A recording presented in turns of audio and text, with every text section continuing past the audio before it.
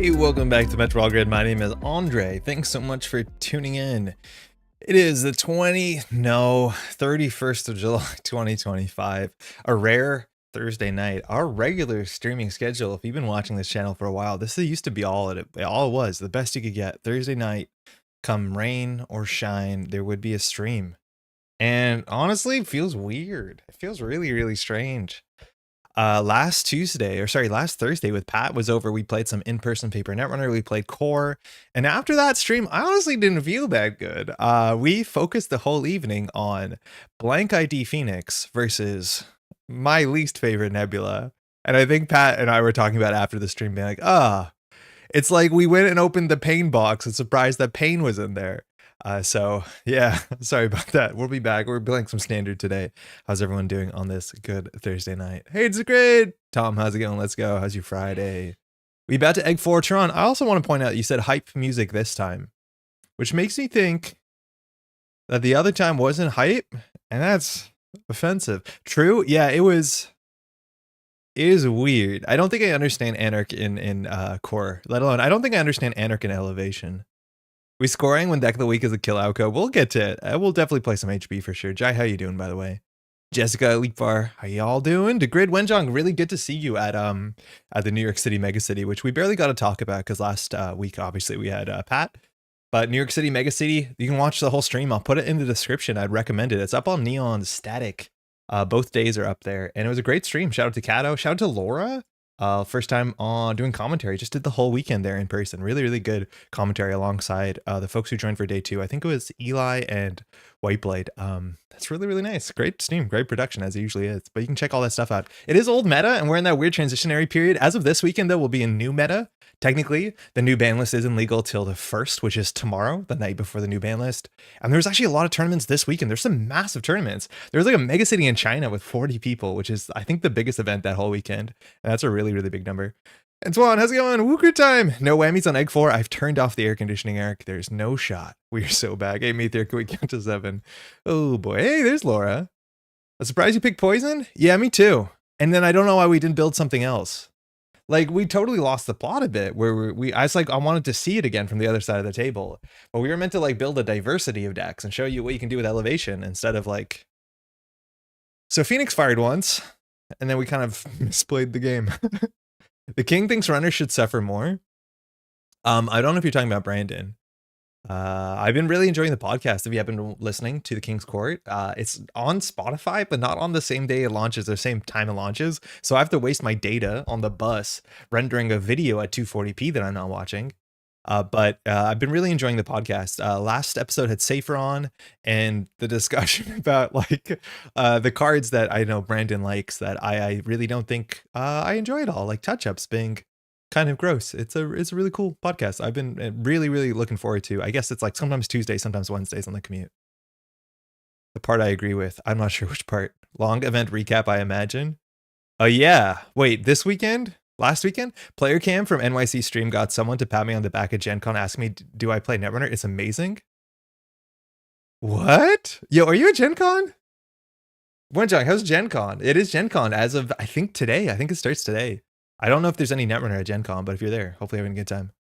King's Court video resolution is peak podcast. I saw your comment about, trying to figure out DaVinci Resolve, and then Axie renders the video at small GIF resolution.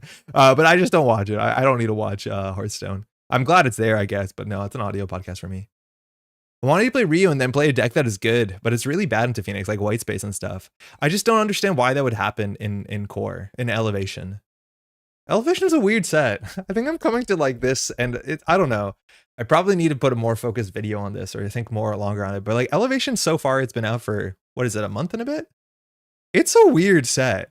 I feel like there's parts of it that I don't fully understand. And I think the Anarch package, like the Anarch cards in that set, I don't get them. They don't feel like they're super cohesive. I feel like the whole set is like kind of all over the place. But yeah, you maybe Ryu fires. I can't tell. I don't know what it's meant to look like in Core. I've heard it's okay, but I've also heard it doesn't fire. Touch-ups as a card has swung around to being fine. I don't know if I'll ever get there. I would maybe be happy if I could. I think if there was no Nebula, even then I'd still be pretty upset about it. I don't know. It just feels like I don't want to get into the touch-ups argument, but Null Signal Games at some point said that this couldn't be in the game. They got rid of NetrunnerDB. NetrunnerDB used to be around since functionally 2012. I don't think the card like this, yeah, probably was actually an original Netrunner. But it was just do 1 hit damage if the runner has made a run. And this was deemed to be not a play experience that people wanted. And then we have touch-ups, which I think there's so much I don't like about touch-ups. It is double neural MP for 2 for a single card slot. I know you don't lose the card, but that doesn't matter. On top of it, its text doesn't make a lot of sense. I don't know why one part interacts with the second part. This seems like it originally at some point read like a card like Focus Group, where you have to name a type and then you get like advancements based off how many cards of the type you've named, like functionally Focus Group. But it doesn't care. It really doesn't care. And then on top of it, Null Signal Games, and I think this is the big thing Safer brought up, but like Null Signal Games seems to be confident enough to be printing cards that, you know, become 2-card kill combos to some extent. Admittedly 3-card kill combos. And I don't think that's the kind of Netrunner people like, where it's like, oh, there's something on the table has 2 advancements, I didn't run it, you lose the game, where they do like touch-ups into, I don't know, end of the line or even Neurospike, whatever it is. Like, I don't know, it doesn't sit well with me. Netrunner really hasn't been like that for a long time. Hey, Jennifer, Salem's Hospitality. Yeah, but that's the thing. This is the closest thing it's been to Salem's. And Salem's was a cool tech card. It actually did work. Sometimes you had to play this to knock out, what's it called? To knock out the Apocalypses or the Steelskin Scarrings, the I've had worses back then. But that's all it did? Which is weird, because I also really wanted a reprint of Shipment from Sansan. Shipment from Sansan is such a quietly cool card, and this card is actually very important in a lot of different metas. It's just a double to put 2 advancements. You don't pay for it, it's just a double for 2 advancements, and this card was kind of cracked. And so now we're in some sort of cursed space where it's all this together, but it's not the elegance of Shipment from Sansan. It just doesn't feel like an elegant card. I don't know. I think that's actually like my high-level take on Elevation, is that comparing to System Gateway is really difficult, because System Gateway is one of the best Netrunner sets of all time, and it is so damn elegant. And then this card ain't elegant. It is wild, all the things it does, and I don't understand why. Hey, Evan, good morning. How you doing? Neural is super different, to be honest. Functionally, maybe because people play grinder decks, but the ability to take cards out of your hand, I don't know. Like Salem's was kind of the limit of how it was. It was targeted, but it was also like, that's all it did. And even then, this was like a very niche tech card. Gen Con starts today, and I live near Gen Con now. Indianapolis is only pride. Hopefully you're enjoying it, Wenchong. Enjoy your whole weekend. I don't know what you've signed up for or not.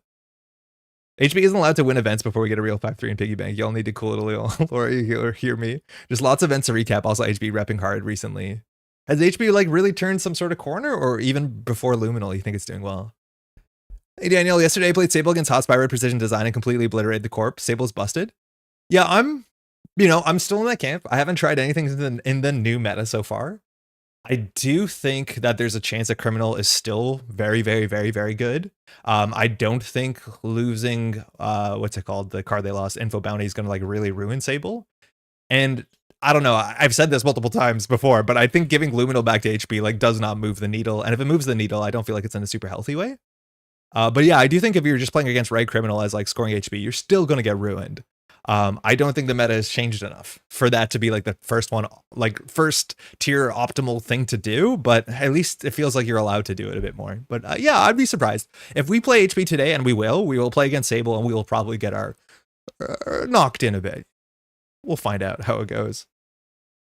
For me, Elevation is a set where the IDs are whack and the actual set cards are mostly fun. I have minor quibbles with maybe Crim being boring, whatever, but it's mostly the IDs. Crim is really boring, but Criminal is like very, very good staple stuff, which I feel like I'm happy enough with. Like that's a really good, second pack for a Criminal player, especially coming out of System Gateway, where a lot of the Criminal cards are like kind of clumsy. But yeah, really, really weird set. The more that I play it. Excited for more poetry support in the future. Yeah, HB definitely wants just more cards, I think, more than any ban list could fix HB. Banhar ban affects HB more than Luminal being back does. Oh yeah, for sure. But I do think people are just going to play Red Crim, and that's going to be an issue. But 100%, yeah, not having Banhar helps a lot, even if you're playing poetry, going horizontal, or just playing like scoring PD. That's, I think, the bigger deal. It means that you're more likely to land your Humanoid on turn 1 and stuff like that. Shout out to like Humanoid. I need to play red level clearance Humanoid, which we saw all the time at New York City Mega City. It was like every deck was playing this consistently, landing it twice per game, and I have not fired it once. So hopefully we'll find that today. Cool. Speaking of play today, deck list of the week. This is from Kat. Kizra won the Mega City, 1st and 8th at New York City Mega City. Shout out to Ori80, is also playing this list. I haven't played this list. I haven't really kept afloat of the story of how we got here. I'm pretty sure the write-up's talking about how they had a pretty miserable time trying to win Netrunner games at the weekend of the Snare Bear's cottage, the cabin. And so this is kind of the deck, which is it's a kill deck, it's a tag deck. I feel like we moved away from Oppo Research end of the line since when was the last time we saw a deck like this do really well? I guess Steve's list might have been that a long time ago. But the last Outco list we saw before this were the like Mana Garm scoring out, and that was only like a week, maybe 2 weeks before. It also has a Reaper function, which is like a pretty mean card if you don't see that coming. This deck can play touch-ups, I think. I'm not sure if they all do, but I'm pretty sure touch-ups actually works in this deck. It has Mindscaping for a bit more tag damage, and it has Oppo. I still haven't caught up on the finals, which is, again, all streamed. If you don't know, things have been really busy around here. You might see the background, like, we're definitely packing up here. So it's been a lot going on all at once. So I haven't caught up on a lot of Netrunner, but I do know there's just a lot of spamming and a lot of Oppo researches just to keep the runner in check for sure. NSG, please print one more tempo positive purple ice, please. I swear I'll behave. Man, if Gatekeeper was just in the meta, like what a difference HB would have. Just Gatekeeper. And it's wild because like Scatterfield is still really good, but it's not exactly the sort of tempo positive you want, especially attached to the fact that early game, if you don't fire Rashida, it feels like you lose the game. Gatekeeper was half a Rashida. Oh, it's so good.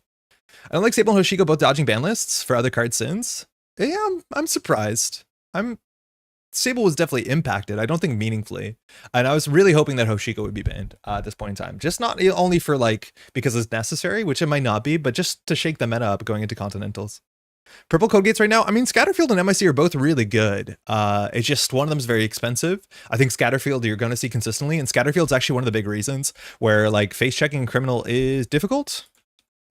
For work, I have a MacBook now, and so all my control versus command shortcuts are all messed up. It's like, yeah, I don't know. I don't know how you break a Scatterfield honestly, unless you're playing Boomerang and Criminal. Because face checking into that thing is like, it's not the worst, but it's not great. But yeah, Scatterfield's good. It's definitely good.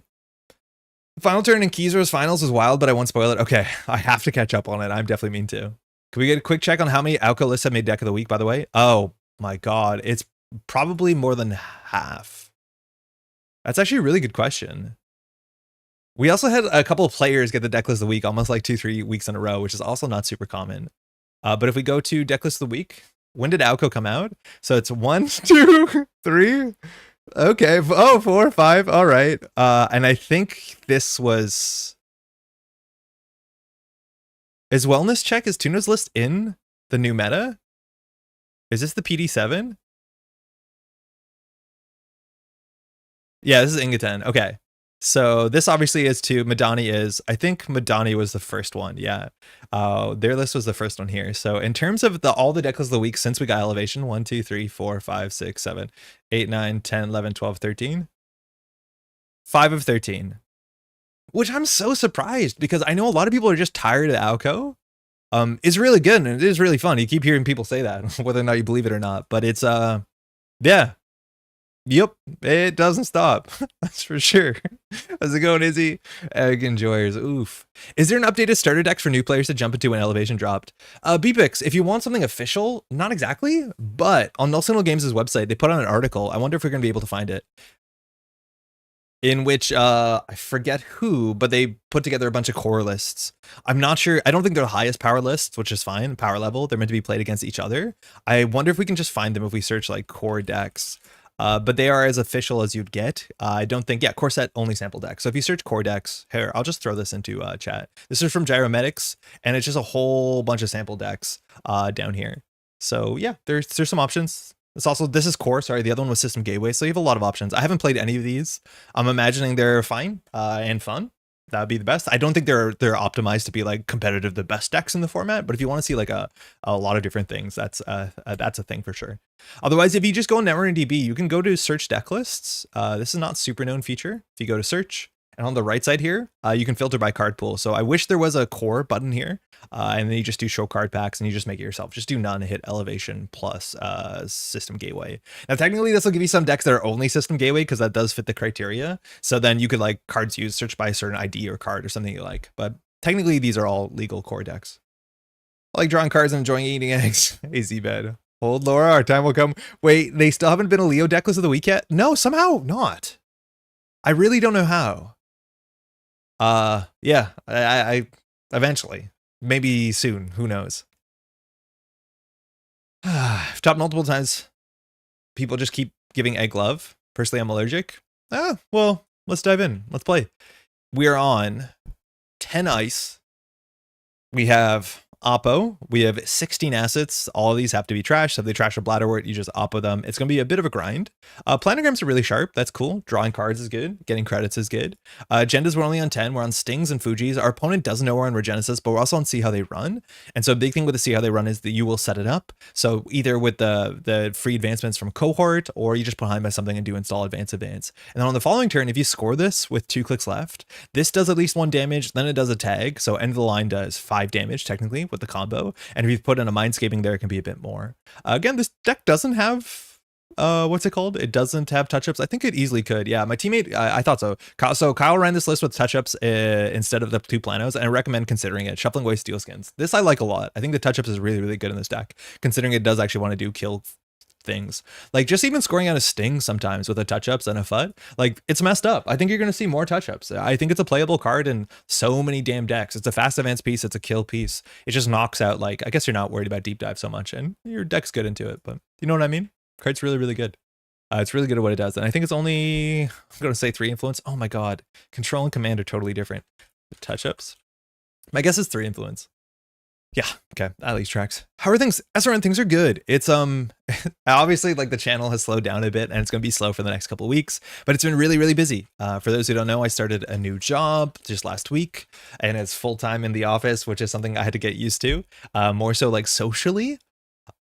Last time I worked in an office full of people was like 5 years ago because of work from home and then like freelancing and doing content. And so like I underestimated how exhausting that was. At this point, I'm not tired anymore. Like I kind of got over it. Today was like a very, very nice day. Not that the other ones haven't been. And then we're doing the move. So we're constantly putting things in boxes and getting ready. And then we have to do all this sort of like paperwork when it comes to getting a new place. So like, we still have to meet with the notary, but everything else has gone through when it comes to like the mortgage. So it's just been busy. It's been really, really, really busy. It's been hard to get time to sit down and just relax. And I've been really looking forward to streams for just that reason. It's just like a really fun hangout time. We don't get too much of it anymore. Best of luck. Thank you. Touch-ups Nero Spike sounds scary. Someone finds a strong deck with that. I think touch-ups is going to continue to show up and really, really strong decks for a while. It's really good. That one Reaper function is going to frustrate me. Like, I've seen it. People have been playing complete image touch-up. Like, if a Reaper function fires and they're on complete image text, you do touch-ups. Hopefully you knock out 2 cards. If you knock out 1 card, you win 50% of the time with complete image. Like, it's just good. I don't know. I don't get it. It's just good. Double Neural EMP is wild to have on a single card in a format that does want to kill you. So we'll see. Getting along with the other dogs and cats, positive? For sure. That was part of the EA Sports prop deck? Yes. Yeah. Touch-ups into end of the line. Any of the agendas that gives a tag, that's game. And so, yeah, we'll see how that goes. Prop was on a Neurospike, just touch-ups Orbital. Yeah, it was Orbital and the one of whatever the 3-2 is called that gives you a tag in the core set. It's evading me right now for some reason, the name.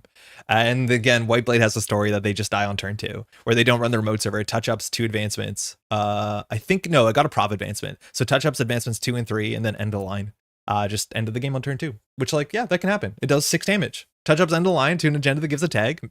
Tomorrow's headline does 6 damage. Like, it's going to be an issue. It's going to be an issue. And NSG likes to print agendas that can flatline you. And those work really well together. Looks great. David, I don't know what looks great. How you doing? Yeah, I'm surprised that prop deck didn't see any play, but I do think people started playing Stone Ship. Even just in criminal decks, it became more and more common. For what it's worth, that deck I think was a bit softer to No Free Lunch, which wasn't showing up in every criminal list, but it was showing up in at least a couple, to the point I think people weren't comfortable playing it. Now, technically, the new ban list isn't on until Friday. I'm assuming people are playing the new ban list. I think we're at the point where no one's labeling their lobbies. But if you played a week ago, people were still preparing for Mega Cities, so it kind of would be a 50-50. So we'll find out. Saber says, I hope Worlds doesn't end in that. Was so funny to me. Yeah, I know, but like that can happen. We've been so damn lucky. Oh my God, have we been so fortunate that at least the last 2 Worlds I can say, comfortably, have been banger finales. Just really, really good finales. Just exciting Netrunner. Very, very tense. Thanks, you too. And if it comes down to it, you know, touch-ups, oh, end of line, they're dead on turn 3. Like, you're right. Will I be excited? I don't know. I'm imagining that we'll see tech if that does show up, but I don't know. Banlist is an effect for JNet. Oh, easy. Okay, thank you, Evan. Yo, Dioshan, how's it going? Also, Supernet, what's up? How's the job? It's been good. It's been really, really good. I've been quite happy with things so far. All right, our opponent here took a mulligan playing Dow, so I'm assuming Conduit digs. Again, Shaper doesn't have deep dive, so I do think just sending it R&D might be a plan. Now we have Oppo and Bladderwort and money, which is really, really good. But I'm not convinced we want to play the petty cash on turn 1 because I think we want to get the Bladderwort to fire. The problem is we can't go sub 4 with this. If we res it, we'll have too much money after we get the credit. So we could start with the spin dock and see what happens. We also could just give up and petty cash at the start to fire the first Oppo. But I don't know if you want to do this. This is where like I need more reps with the game, whether you open with the petty cash or not. I'd rather be able to discard the petty cash. I'm assuming we have at least a Hansei. Yeah, we have 2 Hanseis, so we can get rid of it. We can get rid of it with cohorts. I almost don't like to play the first one. So let's just start with a Spin Doctor. Very valuable card. We're on 3 spins, 3 moon pools. Okay, so we have more recursion than we need. We kept, so this is a strange opening, but yuck. Ooh, do love it.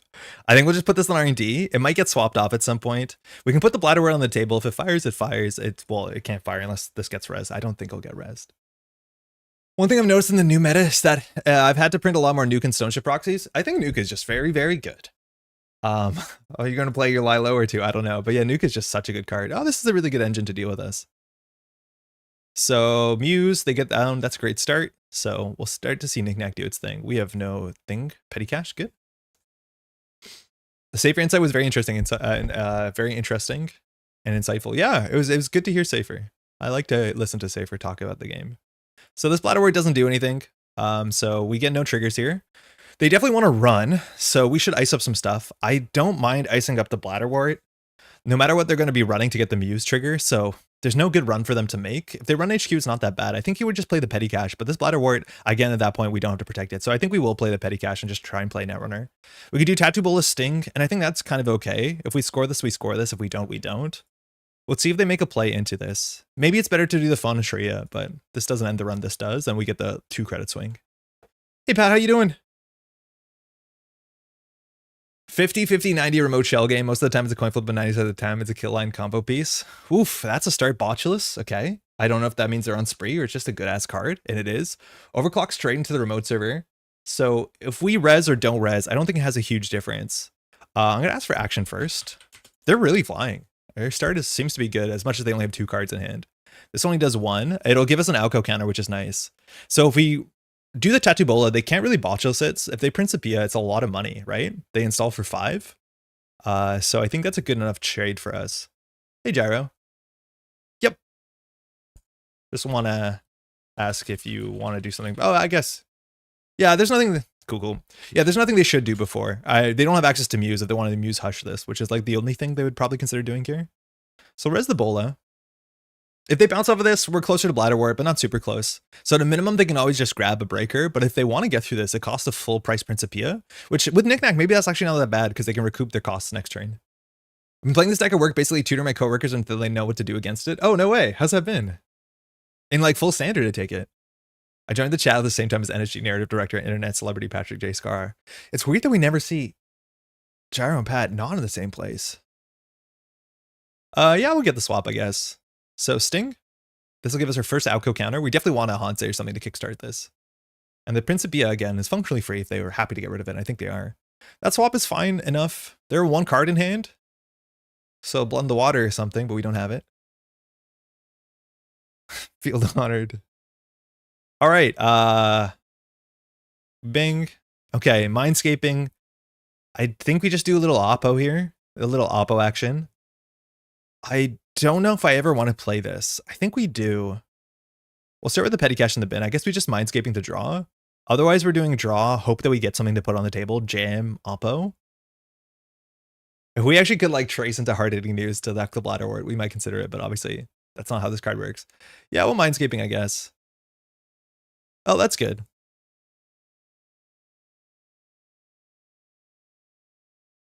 And then we'll remember to res this guy. Keep our central safe. Now, we're not actually putting any pressure on this turn, so they can just clear the tags. Maybe they run HQ. That becomes a bit more scary. Because if they run HQ here, they could steal a Fuji and then take 4 damage, which they can't really afford to do. So maybe they just clear the tags. Maybe they just run Archives or the Spin Doctor. I don't know. Because they want to fire Knickknack this turn if they can. Welcome to the meta of twinning 100% of decks. I don't think so. I don't think the Shaper decks will. Yeah, just clear the tags. Okay, so now we want to push an agenda on the table. Bladderwort, Alco.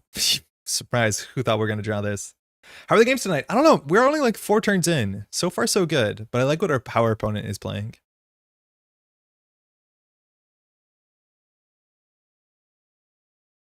I mean, don't love it.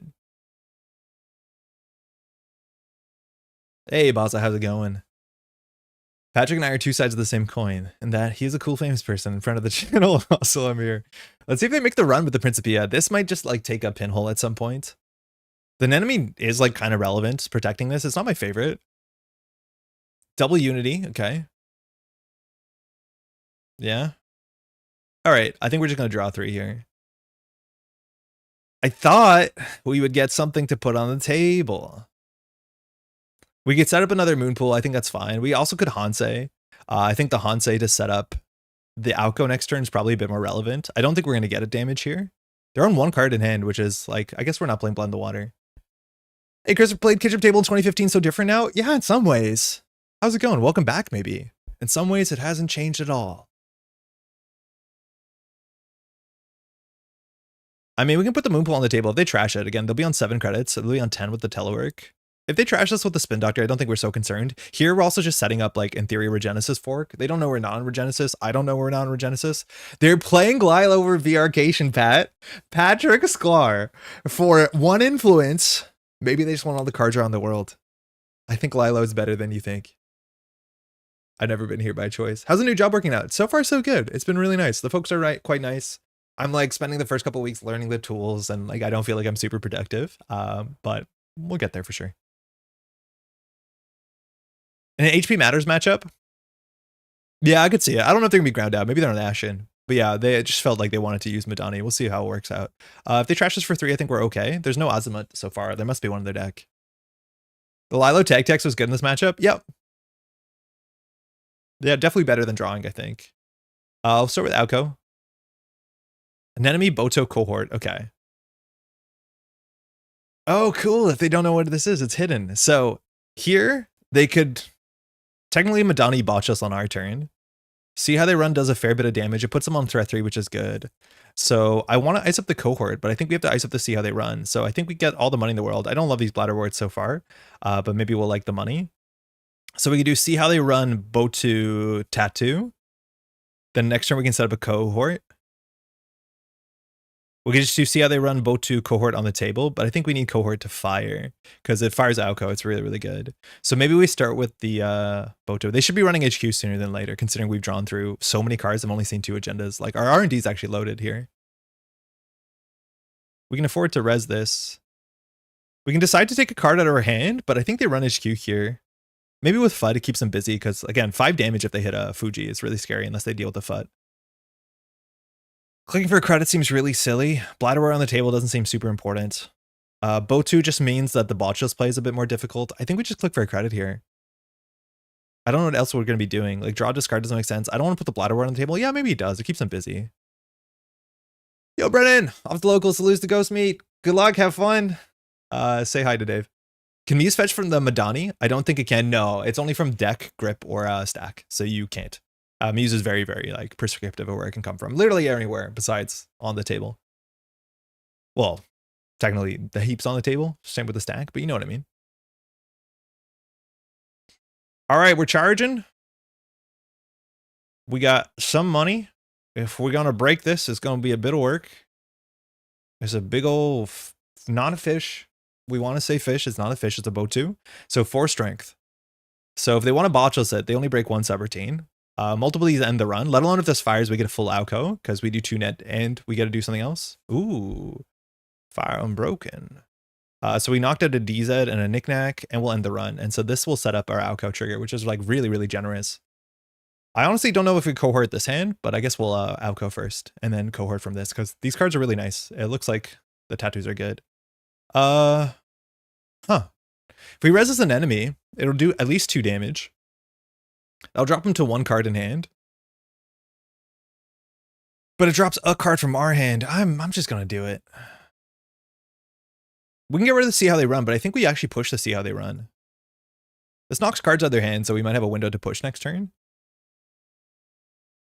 This Bladderword sucked. I think we shouldn't put it on the table because I'd rather have another card to discard here. So we'll see if they botchless this or they just take a damage. Taking a damage is a bit scary. Yo, Cow, how's it going? Congratulations once again. Okay, they put the botchless on this, which is like only scary when they move it to R&D eventually and then just start like digging.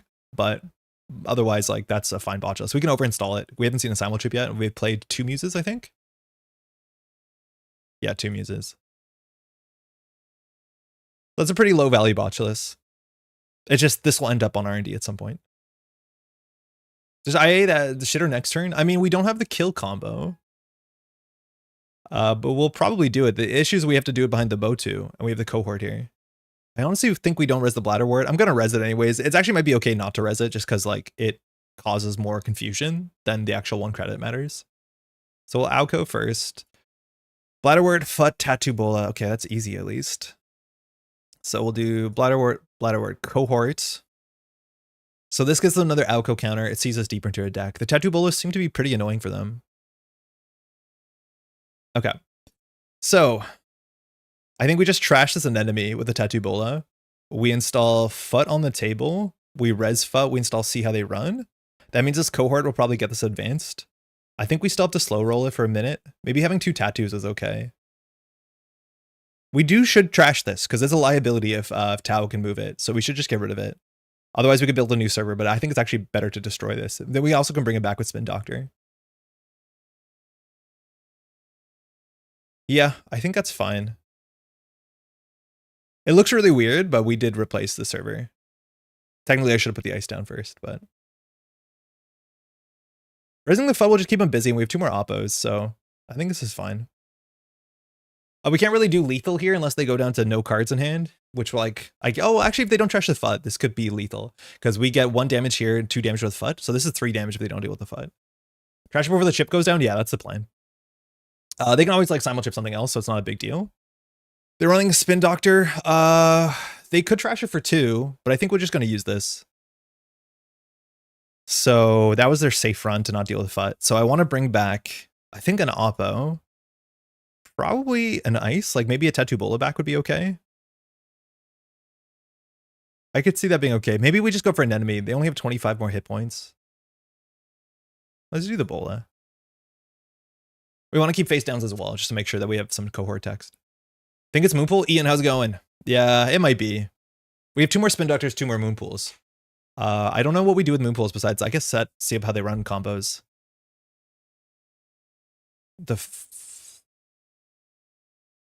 They just die here, no? Wait, they just flatline. Why are they doing this? Good game? Am I missing something? Yeah, that's it, I think. Doesn't matter what we call. Ah, beans. Good game. Yeah, you gotta play around this. I think at a minimum, like, already an enemy does 3 damage. Sai Santan does at least 3 damage. There's so many ways this dies that you can die to this. Even just like having Fuji's in the bin is lethal. Yeah, sorry. Yeah, that's a rough one. Yay, Roshni. Yeah, I wanted to see the end of this game for sure. Yeah, we'll play one more. Oof. Yeah, that'll be lethal. So they have the breaker in hand, so they can break this. But yeah, this just does the damage. So the hand is Echelon, Muse. So they had 2 options to deal with it in hand. Hey, thanks for the game. So they're running archives here. Again, they don't know that we're not on Regenesis unless the Decklist of the Week is super popular. I think if you see Oppo, you might be able to piece it together, but then it's up to a player to like figure it out. So that actually flips the cohort, which is kind of relevant. That being said, we can Alco first to get a card in the bin and then flip it with cohort. So I guess it doesn't fully turn it off for cohort advancement. But even if they got the breaker down and overclock this, right? Like they'll have no cards in hand. This only does 1 damage. So we wouldn't be able to flatline next turn. Airblades gamer's still winning? Yeah, actually really, really good. I wonder if they're on it, but Airblades seems totally fine in the meta. I wonder how much better Nebula got in the meta. My guess is not a lot better. I never played on stream before. Do I bring my bad Dewi deck? Laura, it'd be an absolute treat. I want to play way more Dewi on camera. I think I haven't played Dewi since we last played Dewi on stream, and it was just like the most fun. The most fun. Laura, good comms recently if you're the same Laura. That is the same Laura. Really good comms. It's Laura. All right, one more time. Let's do it. Like, even if there's a Regenesis push, this run kills you. Yeah, it's very easy for this to flatline you, right? Like, Fuji plus Sting and Bin is lethal. I guess they knew all the cards on the table. You have to watch out if there's a Moonpool on the table. We can just throw agendas at you. That's lethal. Sounds gross. I mean, maybe we just keep this hand. Why shouldn't I keep this hand? I'm going to keep this hand. This is probably not the play, but hopefully we draw an asset and an ice sometime soon. Okay. This was a fun keep. Maybe not a good keep. Thanks, you too. Oh, chat's so hard. Okay, there we go. That's keepable. I mean, I guess you start with petty. I guess we start with predictive. If we do petty cash predictive, it's pretty bad. We could like feed a Sting, no problem. So what's she gonna do? She's gonna put down SMCs. She's gonna put down Muses. She's gonna put down Azimuts. She's gonna fill her MU at some point. So I'm thinking. Plan install 2 things is fine. Yeah, I think we hold the petty cash for like a Hansei. Petty cash is really bad if you get into a Bladder Ward from here. Plan draw 2 install pitch petty cash. Yeah, probably just pitch it. I think you're right. That puts us perfectly there. That got weird. So Archives can do 3 damage. Did we bad to get hardcore rolled? I don't honestly know. I don't feel great about this. An enemy HQ Bladder Ward on the table? Throw out. I wonder if we should do Sting an enemy. The Bladder Ward would be really good, but obviously it's not firing here, right? You have to be able to res something else on the turn. I'd love to get it resed. An enemy HQ feels like not the play. The Bladder Sting on the table, pitch the cash. I mean, yeah, actually, I like that way better. No matter what, we have some happiness here. We'll find out. Doubters in chat. Are you still playing Miver Snap? No, I haven't played in a really long time, Scrub. I know they've had a bit of a falling out. I know there's a new mode, but like I'm at the point where I didn't play for about a month, and at that point it's like you're 3 years behind on card acquisition. And then I felt really bad because I'm just playing the same decks. I mean, she got the start. She's Daywing on turn 1, isn't she? Seems pretty cool. Oop. Seems pretty good. I guess we'll res this. Yeah, we can still Hansei. Yeah, it's fine. This is V good. Yeah, she's gonna have to crack the Fermenter. We'll probably Oppo here. Yeah. I wonder if we do Fuji an enemy. I guess we're committing to scoring it, which is pretty bad. So if we don't petty cash and we do Oppo, we're down at 3. I think we don't petty cash so the Bladder Ward does something. I really wish we drew something else we can jam here, but we could do Fuji an enemy Oppo. We're down to 3. If she runs into the Fuji, it'll be a short game one way or the other. Draw is fine, as if we can click to draw. Yeah, I'm gonna go with this aggressive line. I don't think I love this on the basis that this Fuji, like, we can't really do anything with it quickly. But at least this gets us to Bladder Wart, and she has to deal with the tags. So maybe she can do like Fermenter, clear tag, trash Bladder Wart. She could probably just let Bladder Wart fire once, but it's super important that, yeah, she doesn't, because Aoko will fire. This means we can give a second Oppo. I think an enemy on the Bladder is good. Yeah, it might have been better, honestly, in like immediate hindsight. Oh, especially because that was Azimut. Yeah, that was actually really bad. Okay, that's fine, though. So I think we just do it one more time, and we put her in hell with End the Line Mindscaping. So we'll do draw Oppo, or draw install Oppo. Yeah, that's good. Oh, no, we need more money, because this costs 5. Yeah, maybe this wasn't it.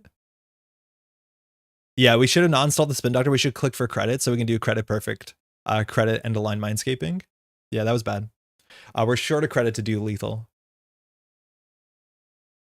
There's no way that we can discard Aoko, like, to get an Aoko counter. Unless, I guess, if she hits a Fuji, we're okay. Because then we don't have to play both of them, is my assumption. I feel that was one tricking Galactus, but Power Creep was making it really weak. Some of the new cards worked really well with Galactus, but I had no hope of obtaining in a reasonable amount of time. Like, the game's really good. It's a really fun game. I just wish I didn't have to pay, you know, $80 for a card. It doesn't make any sense. And now they're in, like, random boosters, which is a different kind of thing I don't like. Spindo can find Plano and Petty?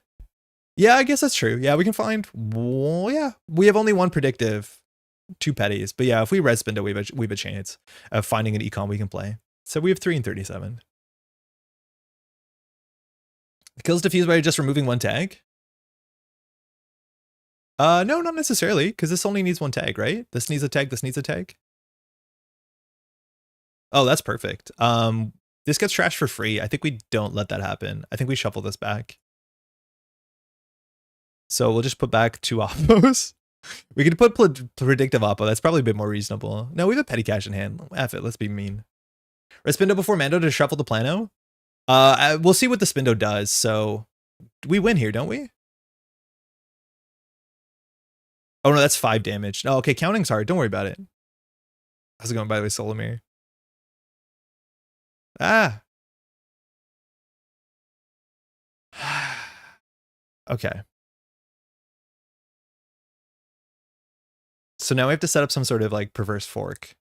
So I think we do petty cash, install Moonpool, credit. I need to remember that you can fire Moonpool to give you an Alco counter, which is like hella cool.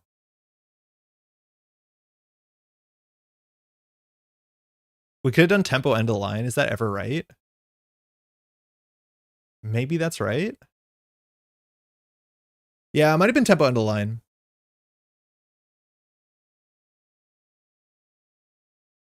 I think we're okay here though. Because we can get 2 advancements for free. So we can do 2 damage here by scoring this Fuji. I wonder if we just Moonpool our agendas to score the Fuji to get an Alco counter, and then we can score it to go down to 0. It's like kind of gross. Mindscaping gives us an Alco as an early MP. Yeah, the Temple Mindscaping actually could have been okay, but I don't mind the Moonpool here. It puts us on like oppo threat. Not that we have a money issue, but I guess we have 2 Bladderwords. So on this turn, we can do this to score the Fuji. I think we do. Can draw first, but then we don't get Alco unless we fire the Moonpool now. I think we want to get the Alco trigger because Moonpool discards from hand. I think I'd rather get the Alco counter here.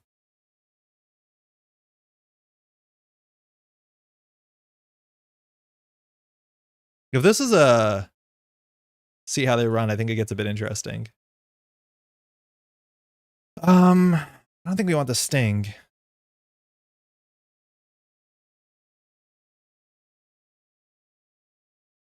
Huh. Well, that's good. For what it's worth, I hate this line. I know. It's weird. We're definitely in a weird spot. So we petty cash now. We petty cash now. I don't think she's going to contest this, which is like really funny. I think we just ice it up again. So we are forwarding to petty cash here. I think we just do petty cash double an enemy. We can't score both on the same turn. We're in really weird territory. The Fuji score is not bad. It knocks cards out of her hand. It gives us 1 Alco counter. But the problem is like now with the petty cash, we want to petty cash now here. So I think we do. I think we petty cash. We put the second ice we go. We have 3 points scored and deal a ton of damage. We deal 2 damage. I think so. But we're on 0, which means we don't have a play next turn unless we draw our single petty cash. I single, what's it called, predictive. I think we have to petty cash here because we've committed to this. Because we drew this more accurately. Because if we discard it, we can't play it. We need 3, right? It's not subliminal. We remove complexity from the board state. We're presenting 0 threats. Yeah, that is the problem. And then she like pops up with Nuka. But her board state also kind of stinks. But yeah, complexity is probably the thing. So I think we actually do the complexity line. I'm assuming she thinks that this is lethal.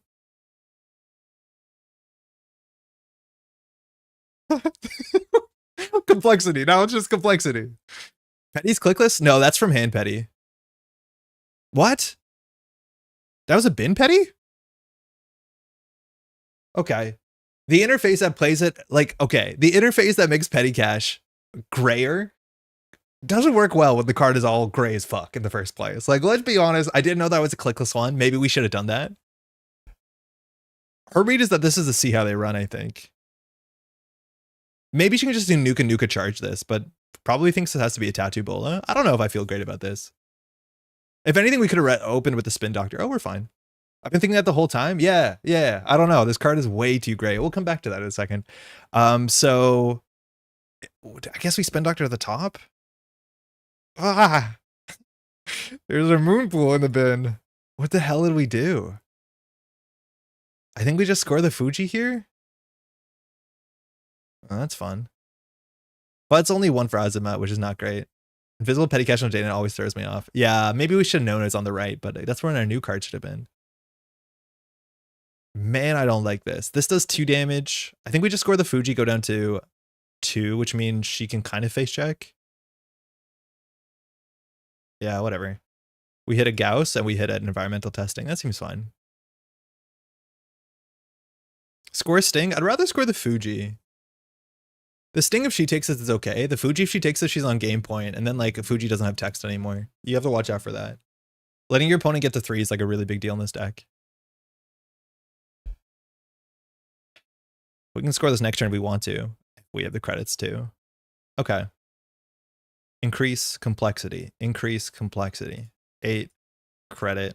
Complexity increased. Gauss is in the bin. Now the Sting is betterer. I regret resing that spin. It was going to happen no matter what. I don't regret it too much. The Sting now does 3 damage. Daily surprisingly hasn't been firing that commonly, but I do think 2 Oppos kind of ground her stuff to a halt. Why is 3 a particularly important threshold? 3 for anemone, but 3 we can score at agendas. It's just like you're worried about an enemy on 3. Ooh, knickknack, that's nice. This could be up to 4 damage.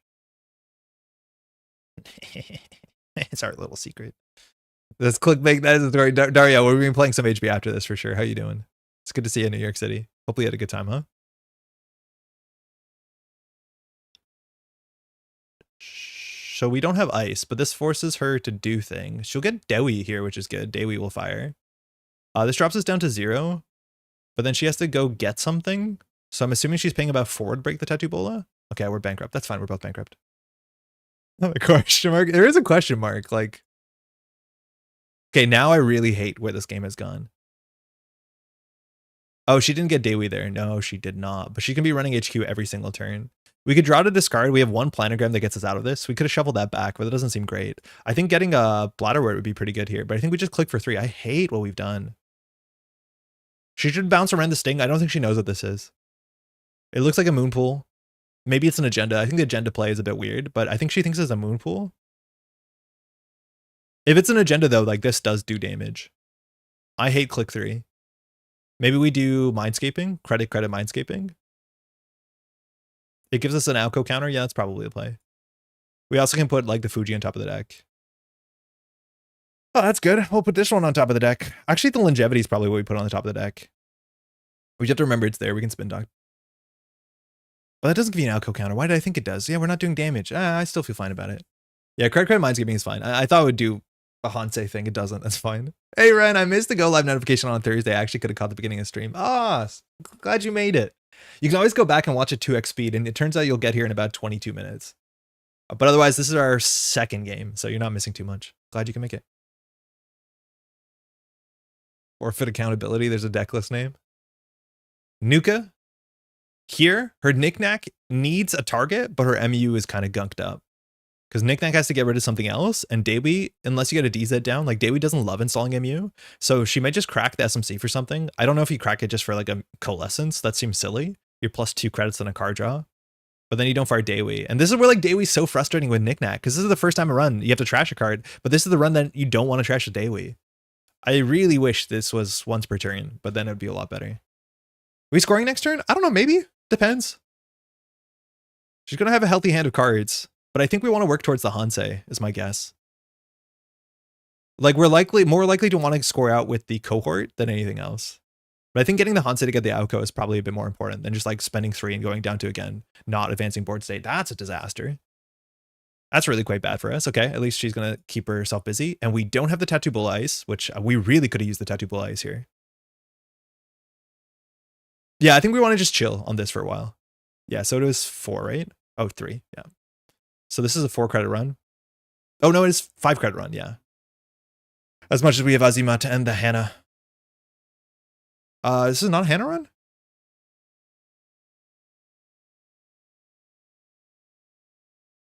Credit Hansei cohort? Yeah, that's probably what we're going to end up doing. We can get rid of one of the Fujis. Yeah, do that. Just, no stress. Give it a click. Yeah. Yeah, it's meant to be a Hannah run. She knows it's a guaranteed run, so why not? Card's good.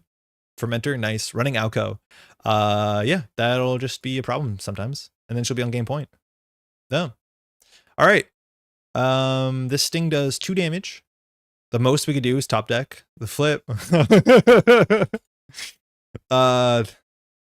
Yeah. Alco's online now. I don't think we have a killer line here. Right, we knew the longevity is there. That's fine. We don't want that. Okay.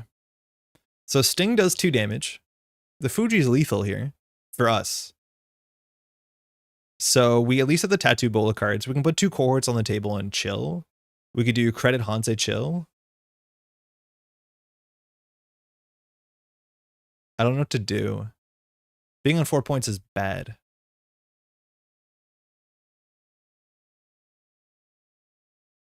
The hand is doing good. It's going to even do better.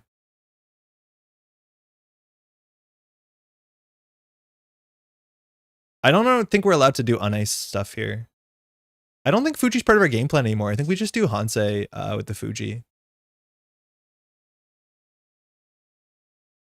Yeah, maybe. I often catch up to you live 1.5, but 2x is hit or miss for me being able to catch everything you say. I'm so used to listening to myself at 2x speed, just for like timestamps and stuff like that. But I hear you. Not for everyone. And I think it's making me speak even faster. Ask streamer to speak at 2x speed to make it extra unclear. Oh, I can speak really fast if we really want to. I can speak at the speed that I speak at when I'm at 2x speed. So that's 4x speed if you want to do it. All right, let's go. Unfortunately here we don't have anything particularly good to cohort. Maybe we just get rid of the Phonotria. Yeah, I think we have to. Maybe it's the second cohort. Yeah, it's probably the second cohort. I think the Phonotria is really good. Second cohort's also really good. Do we just score the Sting instead? We don't get an Alco. If we store the Sting, we are not increasing complexity. Unless we jam something behind this. It'll knock out 2 cards, putting her down to 3. The last Fuji's in the bin, so R&D is safe. We're kind of playing like we're trying to score, and I think that's why we're losing. Yeah, but we haven't seen a kill combo set up. I think in the early game we were, but now we're trying to score out, which is probably wrong. That's where I don't like the Sting. But at least when we score this, she has to run everything we install on the table, and that's when the cohorts get good. I agree, though. I'm playing this like scoring out, which I don't think is right. I think this deck doesn't want to score out as much. It does score out, though. These are all bad cards to show where they are. Oh, that's good. That's a good cohort. So this will give us Alco next turn. We had, oh, Ritual Sure Gamble. That's sick. Good hits. I don't have a Mavirus. Would really like one. So I think the Moon Pools probably gives us a bit more longevity on our Spin Ductor. It also means we can discard Petty Cash if we wanted to. It's kind of silly. Cohort, we can rip through our deck a bit deeper. Yeah, those are definitely cards that she would have played this turn. I'm not sure what we're meant to push here. I think we need to set up a see how they run, so I think it's double cohort.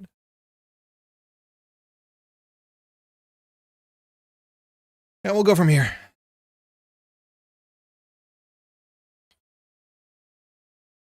So her hand is good, her knickknack is good. Here she probably empties the fermenter, and then with Daywe she can get that 6 at card draw. Yeah. We know exactly where all her Fujis are, so this run, the most she can take is 2 damage from a Sting. She can't win on this run, so we don't have to do anything. Again, we know 5 points are in the bin. That's bad. Okay, that's not good. Good idea.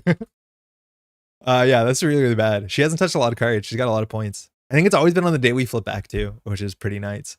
So here we lose to like any errant multi-axis, which I don't know what the multi-axis she's playing is. Maybe it's just Conduit, but that's a real threat here. I do think any other shaper would have probably been better. But Daywe's definitely doing something. The sort of awkward lines it forces you to play are really fun, but they are inherently awkward. Yeah, I think at some point we did transition to being a scoring deck, at least the way I'm playing it. I think that's something I'm regretting. I think we should be trying to build towards a board state, which does get a lock, but now on 6 points, she can ignore a lot of times the text on Fuji. She can totally ignore. She can ignore FUT on anything. Sting doesn't have relevant text, and that's not in a spot you want to be. And so we don't draw any of our oppos. Like here, we just need to drop a 7-cost oppo, which maybe is a check we can't really afford to cash. As much as this petty cash means we'll be up like 3 credits next round. Ugh, I think it's like Devadatta sent at R&D. Simulchip for Hushuk. Oh, okay. I guess we lose. Hushuk on 2? So Muse for Coalescence, that's sick. So it's Maker's Eye C4 though. Yeah, it's pretty Jover here. So it's Muse Coalescence. That came off a Simul chip, so she has 4 2-costers, so she'll see 4 cards. She can touch one of them. We're pretty likely, yeah, cooked, super cooked. The top of the deck was another see how they run as well. GG. Yeah, I think we really didn't transition well out of the early game with the oppo. I think we need to push something on the table that was a bit more lethal. But yeah, just sitting back and clearing the tags, like, definitely did it. Yeah. There's 5 points in the bin. Points in the bin. And 3 agendas. 3 agendas in a row on R&D. I really needed even more oppos. Yeah, how bad were the odds there, actually? Our deck doesn't have that many agendas, does it? Oh my god, there was 3 agendas in the deck and she saw 2 of them. Okay, so actually we were likely to survive that. There were only 3 agendas and 22 cards, and she was looking at 4. So I think we usually survive that, which actually been really good, because then she's down to 2 cards in the hand and we fire Alco. So we maybe got a bit unlucky there, but I don't think I was happy how we played that. This is why scoring Fuji was bad. Which is why installing Fuji behind an enemy turn 2 is bad. Yeah, I totally agree. I totally agree. I was trying to like tempo out to actually get to this sort of scoring line, but I think that only makes sense if we're playing with Genesis. If anything, we could have left the Fuji behind an enemy and having it like 4 advancements, like super edge it, and then we can use that 1 advancement as like a 2 damage tick, or when we draw what's it called, a FUD. But I do think yeah, full pushing that was strange. Oh, maybe. Yeah, maybe. Or run archives, likely, more likely, right? I flipped 7 times. Not too bad. Lat could never. I also think leaving the Lattimer naked into Azimuth was bad. Yeah, I don't remember how we got to that, but yeah, the Azimuth did okay. I think it got 4 credits, which like it's more better because it just fires Dayweight. But yeah, we definitely wanted to get our Blatterworts firing. But yeah, I don't think I like how we navigated that. I think we should have just kept the Fujis in hand and said 1 and 5. I don't care, because the game is not an HQ. The problem is like Dayweight with Knickknack is just gonna run HQ anyways, and so I feel more pressure there. But we should just put stuff on the table and go. Oh, Pop Hannah. I guess you're right. You can just Hannah for free. Oh, right. Yeah, totally. Yeah, never mind. Yeah, you need the 2-costers. Yeah, because otherwise it's only 3 2-costers, which is a fair bit worse than 4, it turns out. Thanks for the game. All right, let's do some news. Kill deck, super kill deck, the most kill deck. Man, I really wanted touch-ups in this. I think touch-ups would have been pretty fire. Okay. Just want to go through some news really quickly. There's a bunch of events going on this weekend. Shout out again if you want to watch New York City Mega Cities. That was 2 weekends ago. It's up on Neon Static. You can check it out. It's all here. I'll have the link in the description.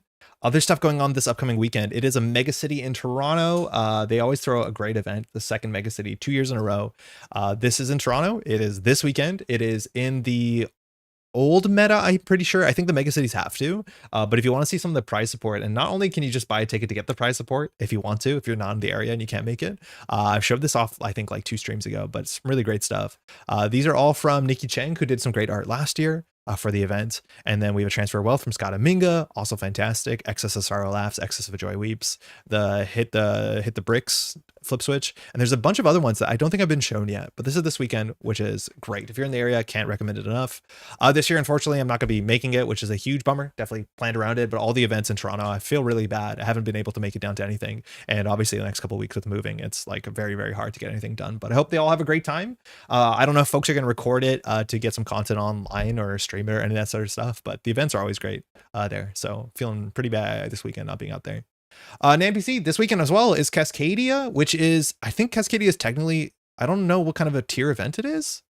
I don't think it's a mega city. It might just be like a good event. Like there's so many events that are just like, oh, it's just a hype event, whether it's not a mega city by title. I'm not actually sure what this is. I think it might just be like a really cool, whatever that mid tier is. I don't know. They keep changing the names. Who to watch just came up. We have Pailu Frog and notable finishes, Vancouver Mega City champion just a couple weeks ago. Sam Whiteblade Keelback, too many to list. They're going out, which is great. Chris Changeling McLennan. Chris is the best too.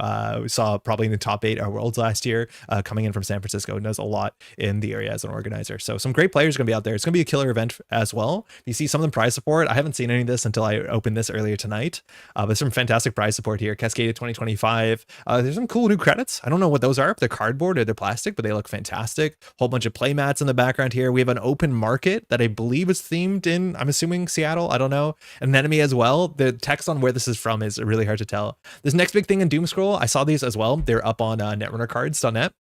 These are L's, I believe, and really, really nice. There is the Charlotte participation prize. There's some tokens as well that have that enemy charm. There's some top placements. It looks like an Alco and an Op, kind of like that stained glass sort of look. And early registration to get a Makota Langit grid, which I'm imagining this is the local city, but I can't tell. Looks like there's gonna be a lot of people out there. This is, I want to say, the 3rd or 4th year Cascadia has been going on. And while this one specifically now has been run by Man of the Moon, classically, Sam or Whiteblade's been running it.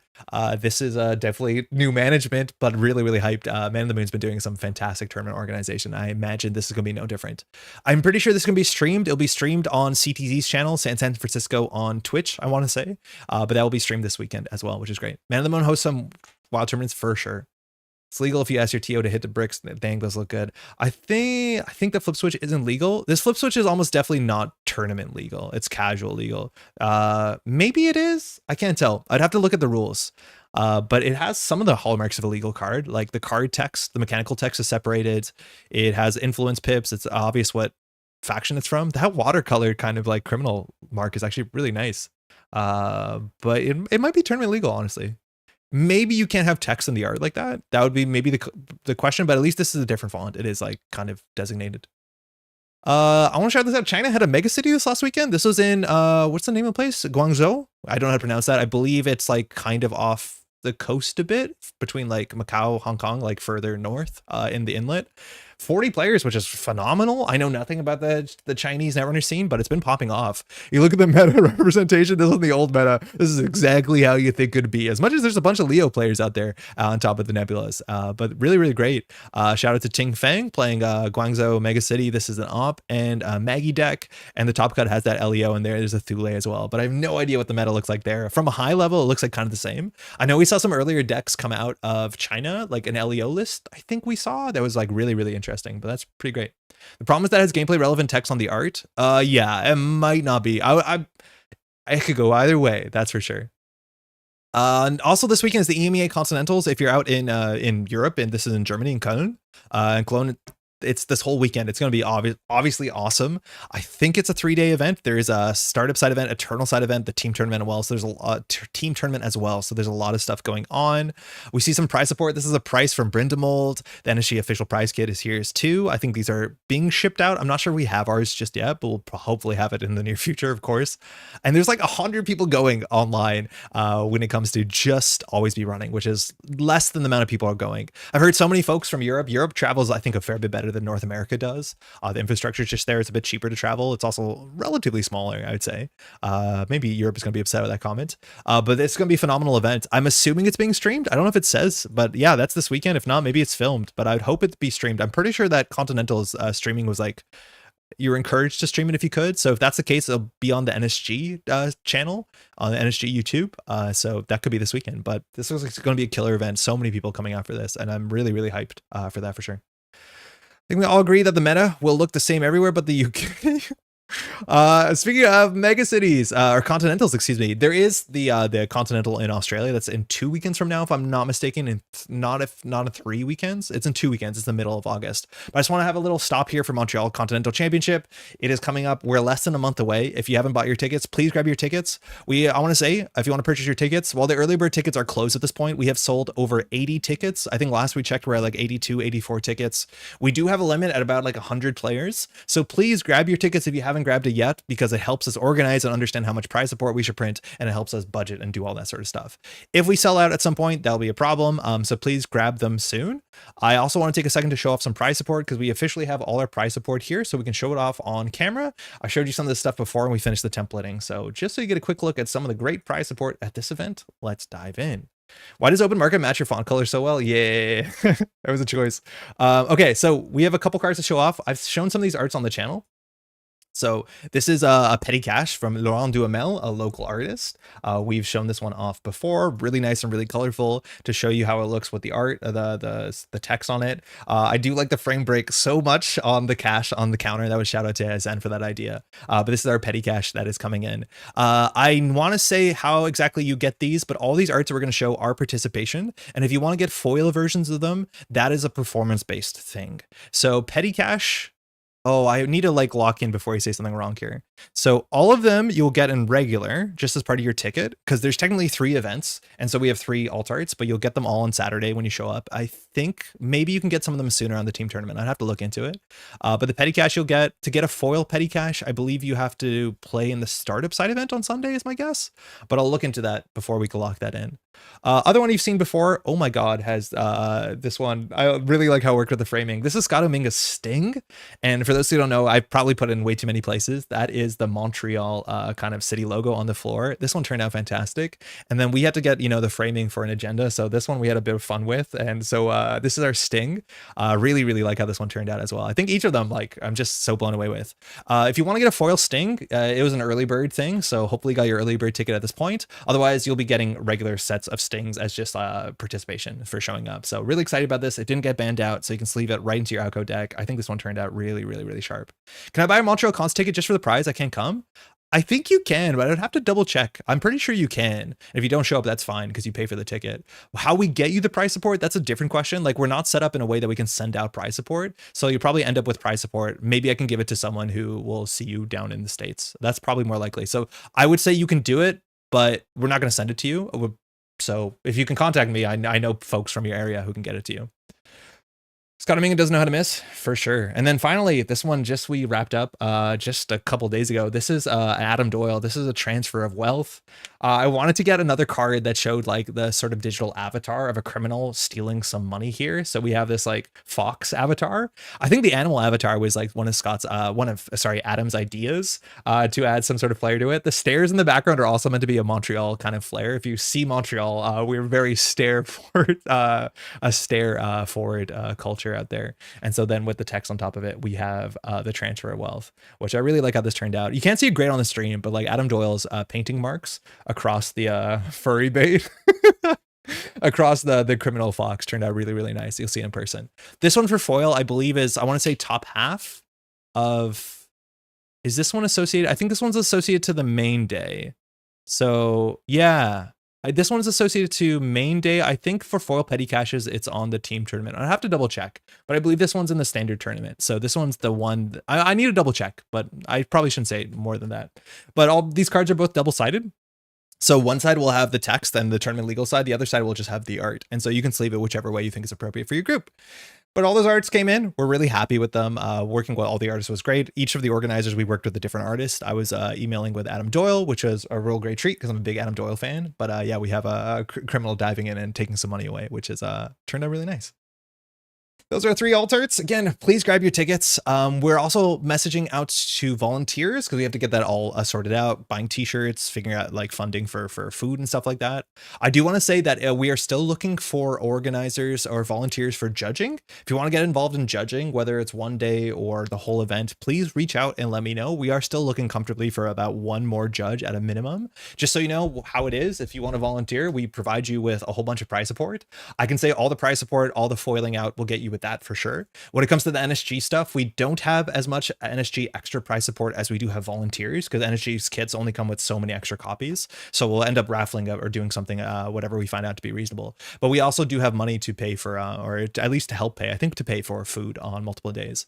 So if you want to get involved and you're in the area and you want to hang out, you want to judge, do stuff like that, please reach out and we can get you hooked up. And we really, really appreciate it. It takes like a total village to make these things happen. We're looking at like 90 plus players. So yeah, judging is something I think we're still looking for 1 more person at least. So if you want to do that, hit us up. You know where to find them. Nope, that is not the distribution I last heard. Oh, okay, so Kate's correcting. Yeah, so that's probably not the distribution. Friday's transfer, Saturday's Sting, Sunday's petty cash also be 100% finalized. I think Sting is just early bird, Kate. I think we both have to like lock in on that. I'm not 100% sure, but I do think, Kate, you probably know a bit more than I do. The order for those cards just went in the other day. Okay, that's America Continental Championship in Montreal on the 22nd. If you have any questions between now and then, I'll put up a video on the channel. At least I'll hope to. It's obviously been a bit busy around here talking about the event, but if you're coming in, we'd love to have you. It's going to be the biggest event in North America this year. So if you want to be part of that, we'd love to have you. Friday is the team tournament. Sunday is Eternal side event and Top Cut. And you can just hang out in the space as well on Sunday. Play some Netrunner, play some board games, stuff like that. Cool. I want to shout out one last thing on news before we get to playing some HB decks. And I haven't tried this myself, but I think this is going to be important to many, is that printed play for NetrunnerDB. Has anyone done this? What exactly is this? So at NSG, web dev team, shout out to Leah who wrote this. We'd like to showcase our new print to play feature currently on NetrunnerDB. To print out your deck, select it from my decks page on the view private deck page and click the print and play button. It looks like this will just make you a printable PDF so you can just print out your deck. I'm not sure how high quality these images are. They're probably the NetrunnerDB quality, which is like not the best, but totally doable. But this will generate a PDF for the deck for you, which is like absolutely massive. I'm assuming this only covers NSG cards, so I don't think it'll offer to print out FFG cards. I'm not sure what it'll do if you try and print like an Eternal deck. But that is awesome. This is a feature that kind of came out of nowhere, and I have no doubt a lot of people are going to find pretty useful. Let's just give it a real quick test. I'm going to open an older deck that has a whole bunch of FFG cards in it and see what happens. So let's scroll down to, I don't know. This is a good freedom deck. 3 crowdfunding. How bad could it be? So we have print and play. Does this work?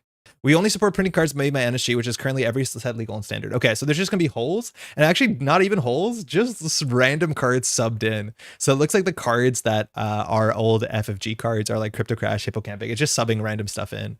In fact, most of this deck doesn't exist. That's really, really funny, but I just wanted to see what happened. I don't think that the feature is a bummer, but like it looks like this should work for everything in NSG, which means in standard. So if you're a newer player or you've been playing for a long time, that's awesome. That this should be a very printable list. That's really, really cool. That's a very, very cool update.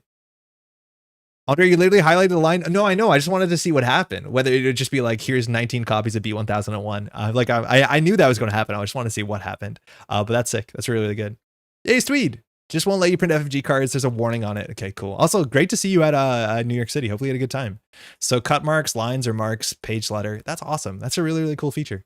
Imagine a card game that you can just go online and print out the thing for free. Like in terms of an organized play card game, that is absurd how accessible it is. You can just print it out. That being said, I don't own a printer, but you know what I mean? That's all the news. Let's build an HB deck. How's everyone been finding the new meta? I have barely been able to play Netrunner. You saw my first couple games for the last weeks or so, besides what we played against Pat and Core. How is the new meta shaken out? My guess is HB still feels pretty bad, but at least we can give it a try. And I do think the Banhar angle is a bit more favorable for us. So we want to play HB, we want to score out. I think we can start with PD and see how it goes. I think LEO is still going to feel very much like LEO. I think LEO getting a 3-2 is actually not that important, is my guess. It's still very fine. HB is fine. Okay, Daria, you've been saying that for a while. Poetry is probably maybe a bit better without Banhar. I do think you can go a bit horizontal. I think poetry is just, it's not in the best spot. Maybe also like, I don't honestly think Thunderbolt hated Banhar, but because he had a lot of extra subroutines, or at least one extra subroutine, but Thunderbolt might do something. I'm just worried if we're going to play Thunderbolt, we're going to end up playing a Stegodon deck, and I just think we should probably get away from that. We opened the pain box last week. We don't have to open the pain box this week. So I think it's between here, Poetry, LEO, and PD. Luminal at least makes Agenda Suites prettier. Yeah. Don't look at the 3 sent messages I put in my poetry deck, but yeah, I guess it looks a bit prettier. Thunderbolt hated Banhar, doubly so alongside Ryu. Oh yeah, that's a cool Ryu subroutine. I don't know. I don't think it hated Banhar. Obviously, like your ice had good text because that's why you're playing it, and like making an extra strength doesn't matter against Banhar. But having most of your ice be 4 subroutines into Banhar was probably pretty reasonable. Like a 3 subroutine tithe into Banhar was like kind of sick. Put Stego and Leo, trust. I could see you being onto something there. 3x 2-pointers, 3x 2-pointers, Luminal, 2x 3-pointers. I mean, is that a poetry deck though? I guess you played the 1-pointers in poetry. I did a list based on your list, not against Spin Doctor. Actually, it's just overrated in PD, just jam. Maybe. Get to play Worlds Luminal, that's better than nothing. Yeah, you got a nice foil one, huh? Bro put in the time last week. Sorry, Scrub. A funny thing I realized, losing Iqua made MIC worse because now you can run last click. Yeah, I think against LEO it's a bit scary. Maybe if you're like respecting the unsells. But yeah, you're allowed to legally run last click, but then like LEO is good. And then MIC is good. I think if it was against an on-sell, I wouldn't run last click, and I think these decks are not running that much. I do think if you're running last click, it's a bit also scary into things like Scatterfield and Drafter. That's a disaster to run last click. No spin, gang. Maybe we could just play Jamie PD and see what it feels like. Maybe a boring stream, but like we got to start at the baseline and see how it goes. So let's try and build a PD deck. Collection, standard, build. Okay. So agenda suite. We got neutrals. We got HB cards. Let's build an agenda suite. Manic Arm is still a card. Always has been. So fix that real quick. Luminal's really good. I don't know if we're going to play a nano management to score these out. I do think you could probably play that in core. Play like 3 nanos and PD and just pay 7 credits to score Luminal. It might not be the worst. Has anyone been tried nano management, Tranquility Home Grid, score out 3/2s deck?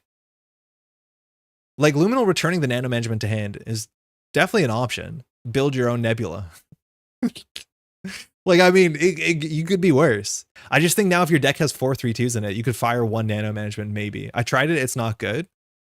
Yeah. I think that's the sort of answer I was expecting. Okay, so that's that. What else do we want to play in our list? If we only have other 4/2s in faction, I do love an Architect Deployment Test a fair bit. I do think I actually like this a lot more than Off-World Office in some cases, but the slots are really competing. So if we only have to play 18 points here. So I think it's like 3, 1 4/2, 2 the other 4/2. It's like usually like this, but I think ADT is actually like really, really good.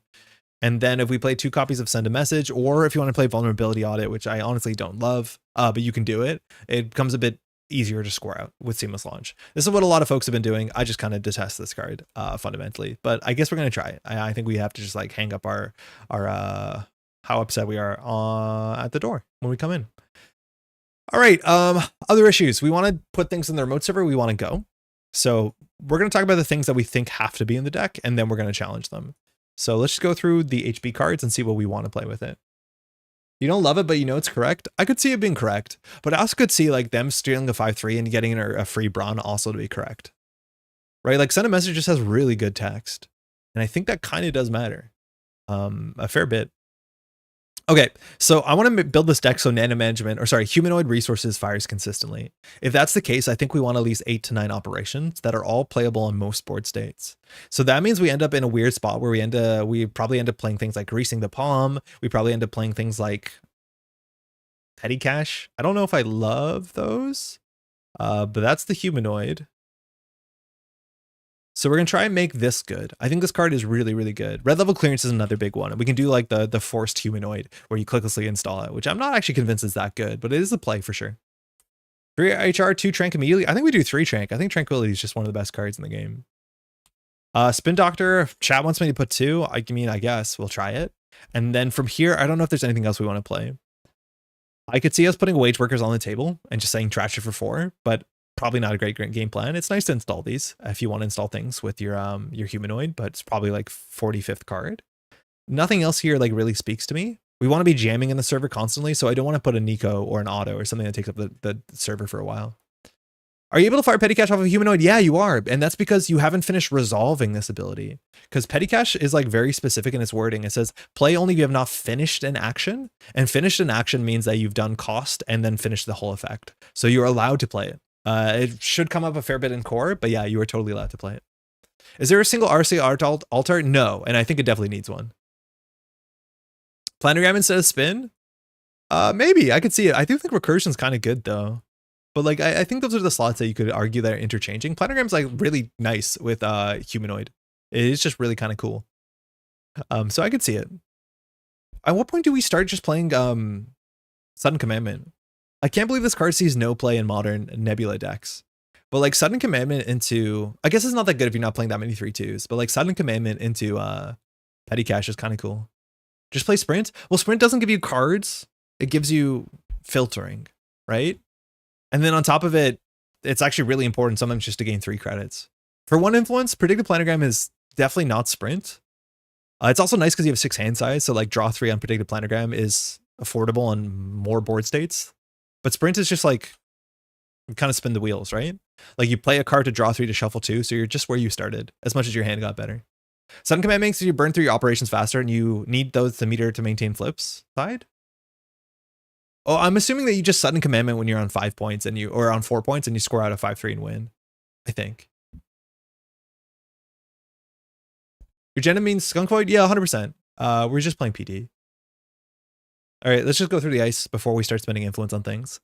Bladed Barrier, it's fine. I don't know if we want to hang out on threat 3. We don't have that many good reinstalls with a Bladed Barrier, so if we want a cheap barrier, we do. Like, we can play this. I don't think it really excites me. I don't know what the breakers we're running into right now are. Not a big on sell fan. Very expensive, not good on turn 1. Brawn, very good.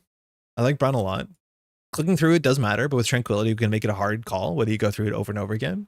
Boomy's better than I think it is, but I think with Drafter, we'd rather just play Drafter in this slot. I think Boomy's actually not that bad. I just don't know how much of the meta is like defined by this text. Maybe Anarch is playing more Botulises and this becomes a bit better. It brings back Skunk Void. Yeah, it does, but on a different server, right? Like if you get Skunk Void, the server that they're running with a Blade of, it gets a fair bit better, but otherwise it gets a bit more awkward. There is a chance that we just want a certain amount of like cheap end the runs just because we want to get humanoids on turn 1. Like I could believe that. That is one of the benefits of playing a Blade of.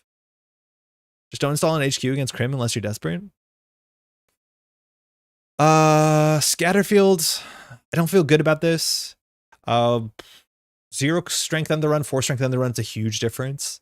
We're not gonna be building multiple servers. This is actually like maybe a bit more permissible in LEO, because in Leo you can trash one of your ice and then suddenly this becomes the only ice and becomes 4 strength. But I feel like that you're just playing MIC in that slot.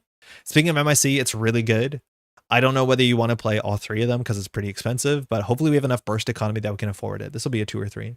Daria's playing more Botulis, but no one's playing Anarch. Anarch's playing more Botulis, excuse me. 80% HP being 80% HP being good is Brawn being cracked. Yep. Yeah. I wonder how much of Wayland is just like Maskarovka is really good. Daria, you're playing this. Why? And would you still play it now? When you res this ice, choose one or more subtypes, and then it gets multiple subroutines. This means that if they face check this, we res it for 2.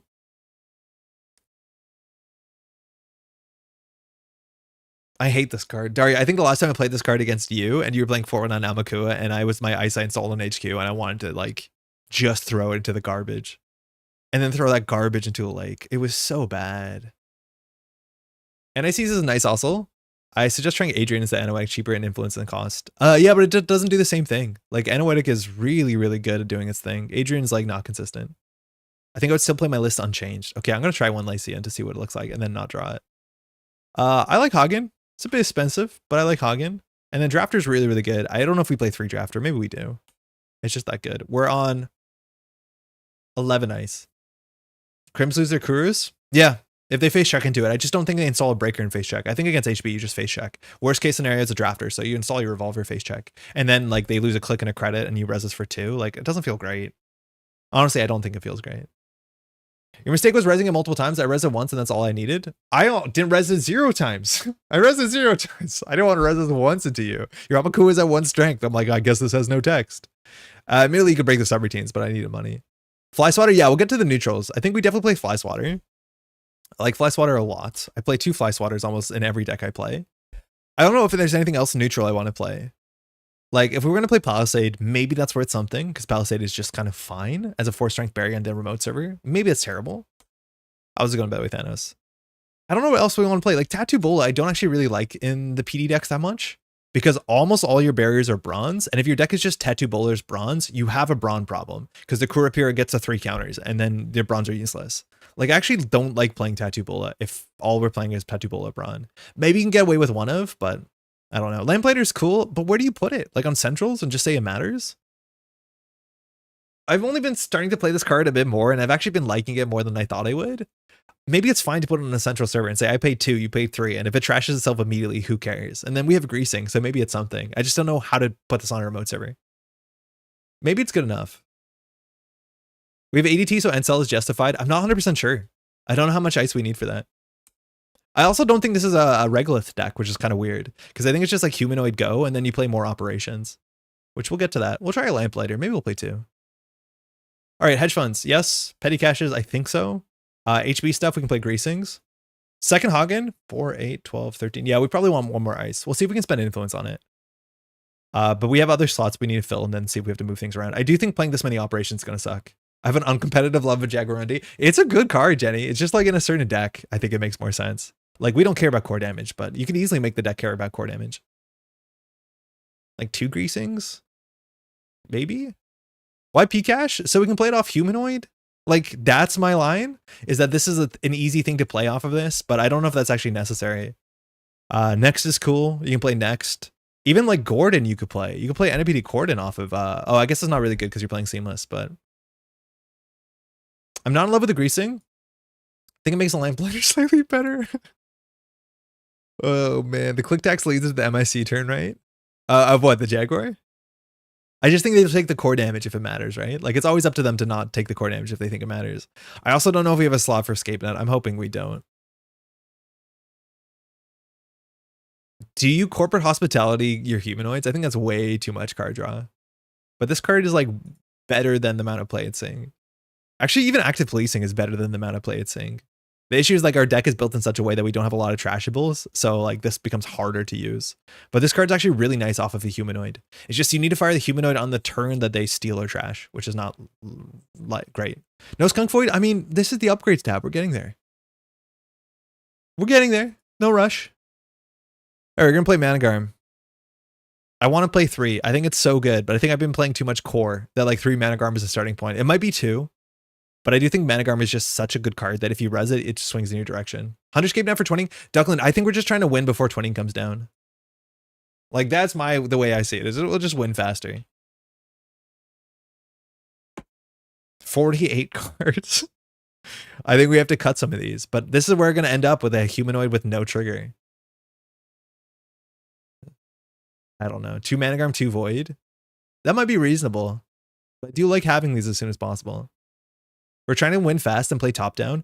Do you think we can afford it? I would love to be able to afford it. I just don't think we can afford it. He gets it. I don't know if you're talking about Ian or the fact that I don't want to play Escape Net, because I think we just need to win before the 20 comes down. RLC to top down? That's cool. I don't know if affording is your role. So like maybe we can do this change. Top down does battle with greasing. Like greasing is kind of not what top down wants to do, but top down's really, really nice. It's just the issue is the more operations you put in your deck. This is what's like so frustrating, but kind of interesting, is that humanoid needs a lot of operations, but then top down wants few operations. Humanoid to top down is just like hilarious, but then you need 4 cards to install, but like you have to play enough operations for humanoid to be good. Like, I don't know what to do about that. I don't know how to make that make sense. I think we're short in ice. We're over 3 cards and under influence. What does this even draw like? Maybe we cut a greasing. I cut greasings and top down. I think I want to try the top down just for science. So say that we keep this hand for some reason. Okay, this is fine. Besides that, we don't have a play in the remote server. Our plays are agendas and our plays are humanoids. Those are our plays. I love top down off of HR, but RLC filled the role of top down much better. What would if you do both? If you RLC to clicklessly draw 2 and then you top down. So on your turn, you paid 3 to draw 4 and install 2. That doesn't sound that good. It's not bad though. If you're CI. I really need to revisit that old CI deck that like Tuna posted, because I think that list is actually kind of cool. And I haven't seen people working on it. Influence for KPI. I think KPI is maybe a bit overrated. I think this is basically our KPI. I think it does more than KPI does. 13 is too many cut Lycean, 1 skunk and lamplighter. I don't think 13 is too many, is it? What is, Daria, did you post your list? I think you posted one of them. I think 13 to 14 is where we want to be. Why is Lycean even in here? Because Nottingham wants to play it and said, is this good? And I want to try it. Yeah, 14 ice, that sounds about right. Because like we don't make a play if we don't have ice. Maybe the hope is with top down solution we have enough card draw that we don't need ice. Top down is when you have money, cuts 3 petty. Yeah, but petty is like 2 credits. I don't know. 13 is bare minimum. Yeah, I do think we need more ice. Our deck is just put things behind ice quickly. I think that's all we are. Yeah, I don't love the lamplighter, I'll be honest.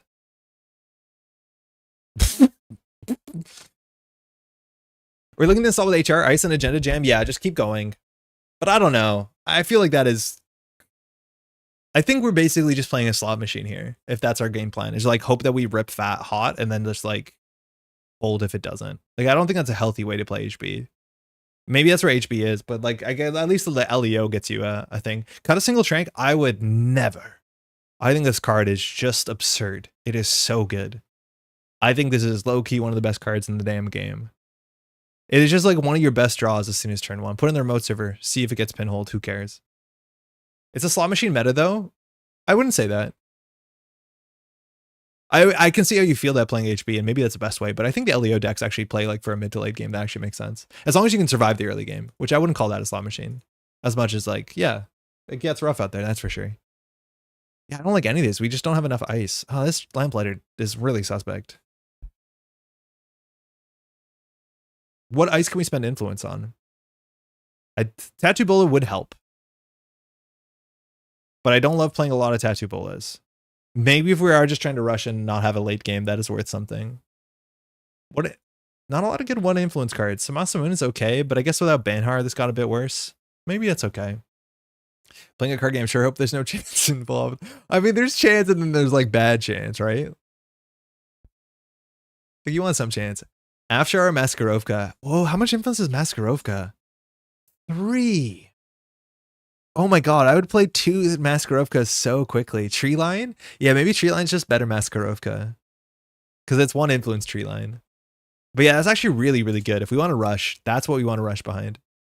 Endpot's always good. Endpot's actually kind of bad. Because you can't rush behind it. They can just play 3 credits. That's not a bad ice. But like, this is what I also found in core. Is like, if your game is like, put a humanoid behind Endpot and they run and pay 3, and then they trash your Regolith or whatever, the game's in a bad spot. That I do think you'd rather just have something that makes your early game stronger. Time for the memes. I'd rather import Sandstone. That's also 3 influence. No, it's 2. I'll try the Tree Lines. Card's good. How much is a Logjam? Also not bad. Trebuchet GG. 2 influence, 3 influence. I play Endpot and LEO and I'm always happy to see it. Yeah, I could see that. Oh wow, I do not like what we've become. I don't know how good Hagen is in the meta. So 5 plus 10, 13. We need more ice still. I really like the idea of playing the Maskarovka. That's a cool card. Afshar is also 2 influence, but I don't like this anywhere else besides HQ. I think Afshar is better because of Crim. But like Kurapira doesn't deal with Tree Line well. Like 4 for Tree Line seems fair. Crim breaks Afshar for 1. Oh yeah, right. Well, they lose 2 and they can't lose off the coffee. So they break it for free, then they actually have to lose 2. Yeah, I would see this being better against Criminal. Because you can't use coffee on the runner loses 2. So they pay coffee money and then actually lose 2. Fly Swatter for Fermenters, we already have 2. Fly Swatter seems sick. Hagen's alright. Like if you plan on rushing stuff early. Yeah, Hagen's not bad. It's a hard end to run, but I think this will do what it wants us to do. They just boomerang the Tree Line. But that's gonna be every ice. I think that's a problem. That's gonna be literally every ice that we have access to in HB, besides like, no, literally every ice. HB doesn't have an ice that's good against boomerang, do we? How can we not build this deck? God, a 13 operations feels terrible. I do not care for this anymore. Currently as Crim, I'm very happy to pay 4 for Kura counters, not gonna lie. But what's the difference? Sandstone's gonna be 4 on average, if not cheaper. I don't see it. That's why I'm playing Mitra. Oh yeah, you're on Mitra. That's really cool. Yeah, Mitra was sick. But you're on Pulse Mitra, which is also kind of really, really cool. 1x Logjam, I could kind of see it. The problem is like Logjam is so comparable to Brawn that I don't know if we need to build into it. But yeah, Mitra is like actually really, really good into Anoetic. Yeah. Or sorry, into Trank. Yeah, Trank is really good with Mitra. It does mean the pulses make more sense. Yeah, I think that makes sense. Mitra's cranked, gain 2 on install, and Trank and beat Boomerang and Trojans. Yeah, I could see this actually being really important. But then what do we do for influence? Like we go like this?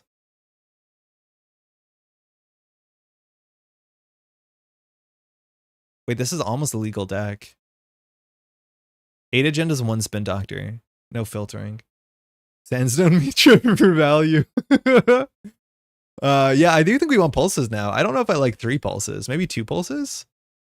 Our barrier slots suck. Is Hagen better than Tree Line? It might be, actually. It's a bit more expensive, but it seems fine. 10, 11, 12. This is 14 ice. This is probably good. Yeah, Kato, how you doing? I'm doing good. Cut spin for another V8. That's kind of what happened, huh? I like how Mitra has turned into positional strategic upgrade, not just worst random face check. Well, it is to give you the worst random face check. Might as well play 54 card. I was on 1 pulse? Okay, that's good to know because I didn't want to play more than that. What are the effective sentries right now? I honestly don't know. Drafter. An HB, nothing. Drafter on sell. I don't think we got a sentry in a long time.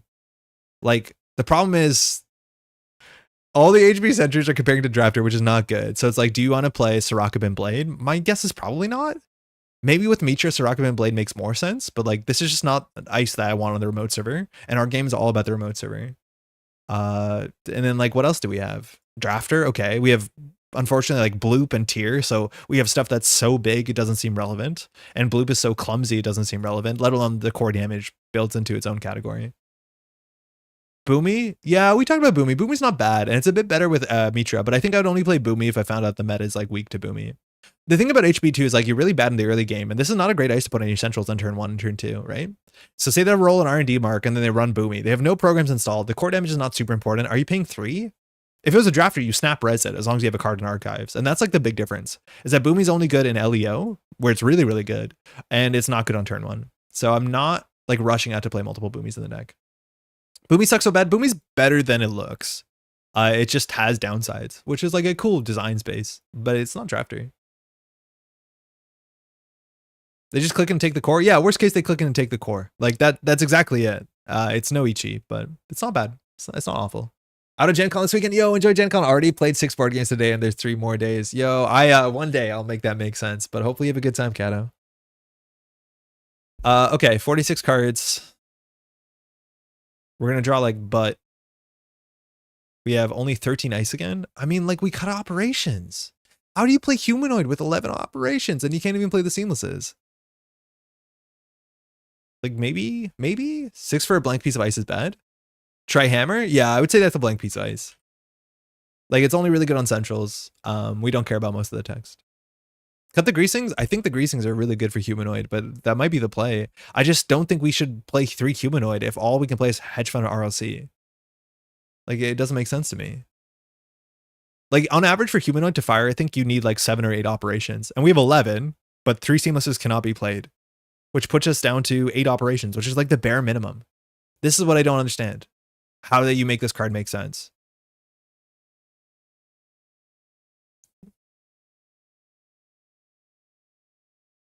Huh.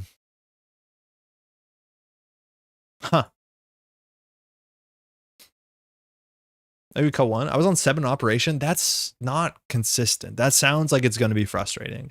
And I know it will. I guess the question is humanoid good enough if it doesn't fire its shit? 1 spin bold? I mean, you've got to play the Mitra somehow. Everyone's saying play less spin doctors than PD, you coward. And I'm like, okay, I'm there. Like, honestly, maybe we could play this. We could do this. Like, we could do this. Planogram.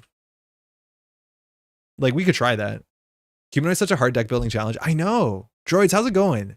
It's like humanoid's so hard, and then like the opposite is top down, which like requires you not to play 12 operations. I don't get it. You can hold the humanoid until you have an operation. I don't think you can. I think you just have to jam it. Like if you're not jamming, you're not doing anything in PD. I think it's more likely you hold the operations, which is like why I kind of like Petty Cash, because I never want to play Petty Cash. But Petty Cash is a card that I'm happy to discard, which is fine if we draw a lot of cards. It's a bit harder in PD, or it's the card that I'll at a minimum always be able to play with humanoid. Like that's generally how I think Petty Cash might make some sense here. Don't forget your PD, so grab back an op on score, which makes HR more consistent. Yeah, for sure. But if we're scoring and then jamming the humanoid and it's not being contested, like I think we're already winning the game. But you're not wrong. People are too conditioned to playing spins. I ended up building a different Jinteki deck, cut all spins. I'm like, damn, this deck is great. I think predictive makes more sense to humanoids for sure. I do like spins though. I'm gonna play against an Essa and like get real boxed, but okay, we'll just cut 1 card and we'll try this. Greasing might be the card to cut. I could see replacing 2 greasings with top downs, but I don't think we have enough money. Like the deck's money is only Tranquility, Mitra, RLC, not even a money card. Predictive, maybe a money card, hedge fund greasing, humanoid. And off-worlds, which would be sick. Like, do we keep the sand? Or do 2 non-ender on ice? I wonder if we need more of those. Cut a seamless since you recur them? I think it's one of our most important cards. You only recur them if you have a seamless, right? Like you need a seamless to get a seamless back. And at the end of the day, I think there's a big chance that seamless is not our best recursion card. I think too many people autopilot to bring seamless launch back in their hand. Where like there's a chance in the humanoid world that you actually have a bit more utility grabbing something else, but I don't 100% know. Oh, we can play YDL. Yeah, YDL with humanoid is like kind of awkward, but not the worst. I know TTRGB chat lulls Andre to sleep, but today in MCDM's Draw Steel release, and I think I'm going to spend the night reading it. Have fun, Pat. Sand is great greasing the draft in front of a humanoid. Yeah, we need to get this into the bin for that. But then say that we draw a planogram. That's actually okay. We draw this. Oh, that's actually really good. We jam the off-world. We put an ice in front of it. We play predictive planogram. We have the seamless for next turn. I guess we get doofed to death, but like, yeah, it's kind of sick. We have to cut one card. Yeah, what card are we cutting? I want to be a vulnerability audit, but that's a fun start, unless you have to deal with transfer. The greasings are good. Hey, Joel, how's it going? Do we cut one RLC? It brings us off the build your own clearance, but I think it's the worst one. YDL's awkward KPI? I don't know. I think we consistently have 7 cards in hand. This is fine. Man, we keep drawing drafter when we want to hard end the run. We'll try this.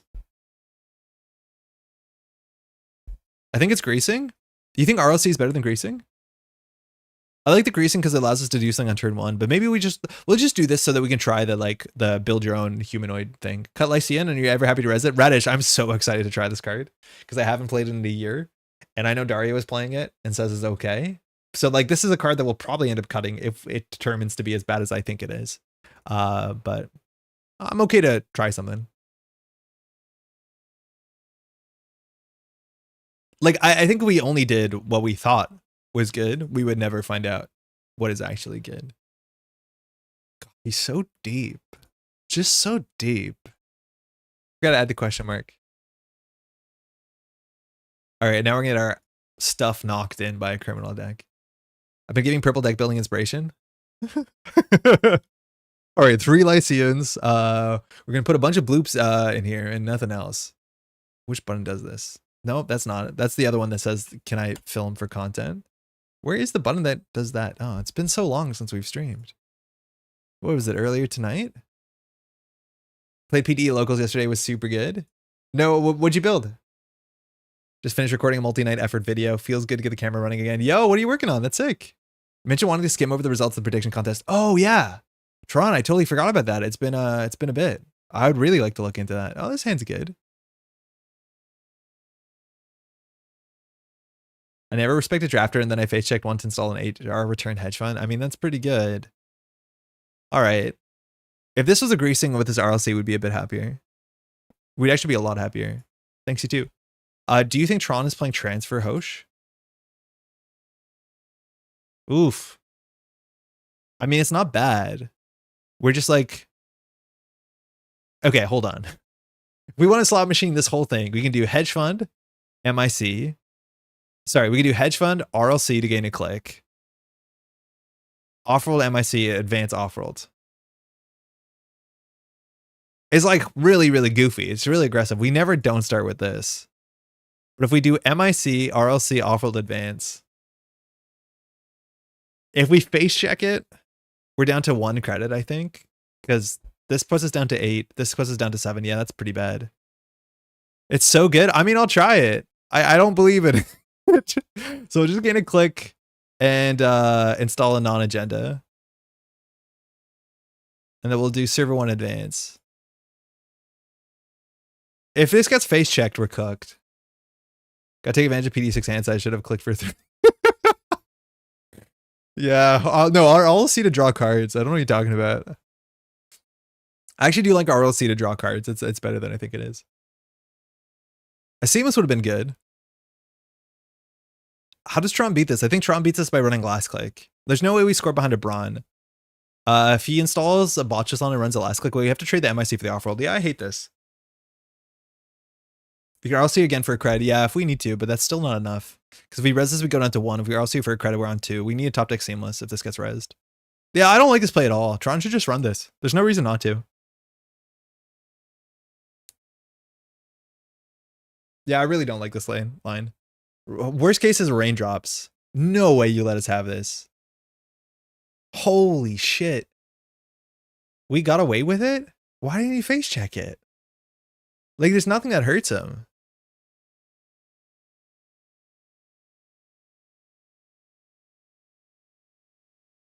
I don't think it's the hedge fund. I think it's the other RLC. But maybe we do hedge fund jam and we use this RLC to draw. Yeah. Yeah. We could have got a click to jam another card. Yeah, RLC is really cool. I could see the RLC. We telegraphed no Braun? Yeah, but it could have been Braun. But like in a minimum last click you run it, right? Like the Hagen doesn't do anything. Nothing does anything. Scram for turn feels illegal. I would send a message. Imagine that was like a vulnerability on it. Like, I don't know, triple advance. It'd be awful. Like, we really needed the off-world credits, but we're so weak to any sort of central pressure. Here, we're just playing against good stuff Hosh. We haven't seen any influence, so transfer still could be on the menu.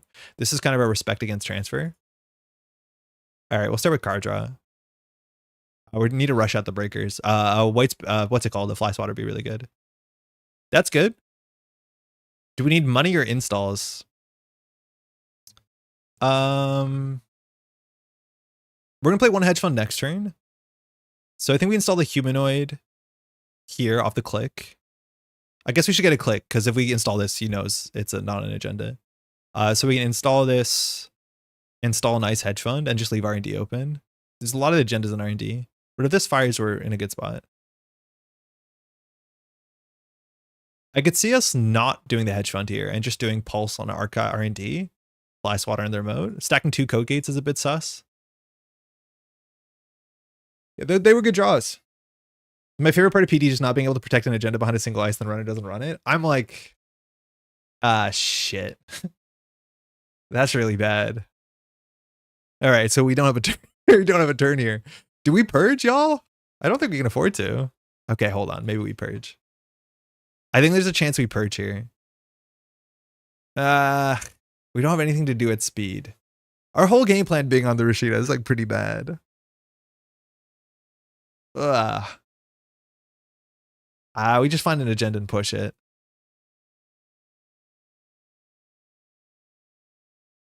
All right. Easy purge? It's too late. Chat delay. I don't know if the purge is that good because he's getting 4 credits a turn anyways. And he has Keiko Paladin and we're doing nothing. So I love RLC into HR. Yeah, we couldn't set it up. Oh, nice. Oh, wow. Really good, actually. We just Mitra, we do a Lycian. We trash a Buzzsaw. How does this work? When you res this, choose one or more subtypes. So it'll have subroutines in their order. So we can trash the Rising Tide and then we gain a credit back. I think it's more important we do the code gate drafter. I don't know. We can trash a breaker in Hosh. That seems more important.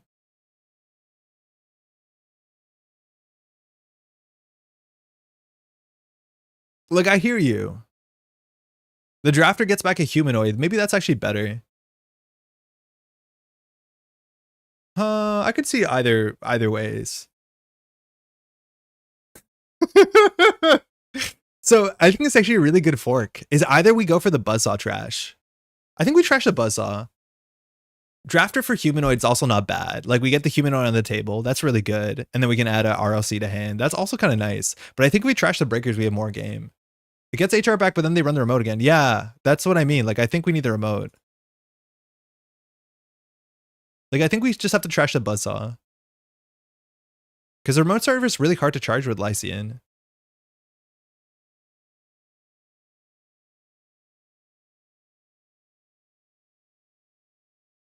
We also can make it we can't make it a code gate. Yeah.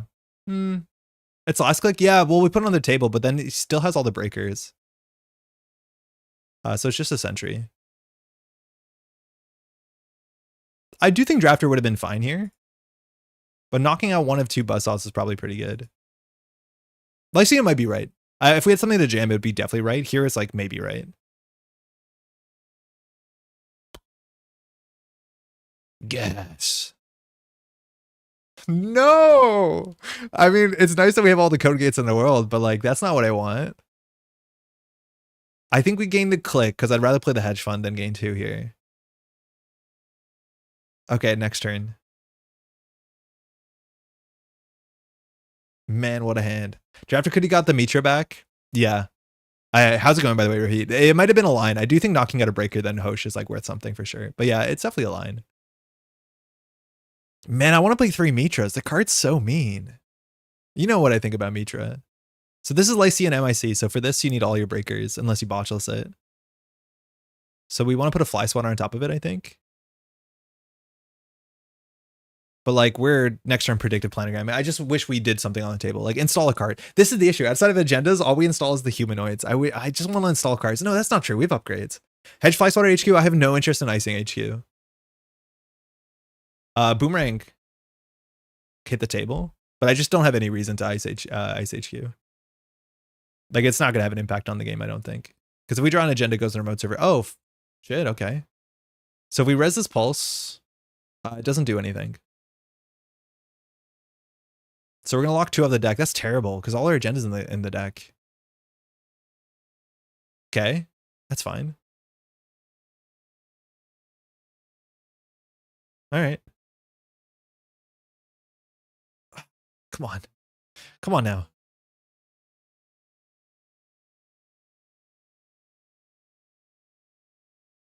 Oh, we have to do this because we trashed the ice. It might have been okay not to. So now he's going to do charge the twinning. I'm going to discard maybe the second Managarm. So my DRM is good. Yeah, I could see it. Yeah, DRM's kind of in the planogram slot. I think we got unlucky in the planogram. Like our deck has 7 agendas and 22. Like we definitely should have drawn an agenda by now. Maybe even the fly swatter R&D was better than the drafter. I can't tell. Oh, he didn't use the mantle. I love seeing cards I don't know the text of. Ah, shit, it's back. He still's not allowed to charge this. I don't know if this means that he's on afterimage. Maybe he does. Oh, that's good.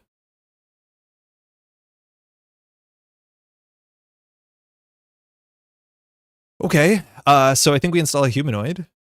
And then we grab an RLC, right? I guess we could grab a Mitra.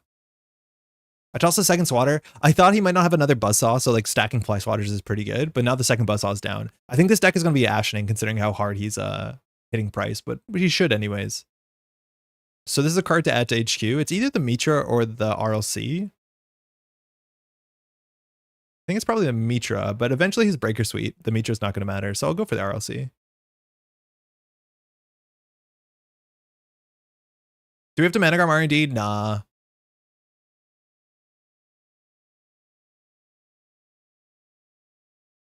Cool. Yeah, this mantle charging the 20 every turn is kind of gross.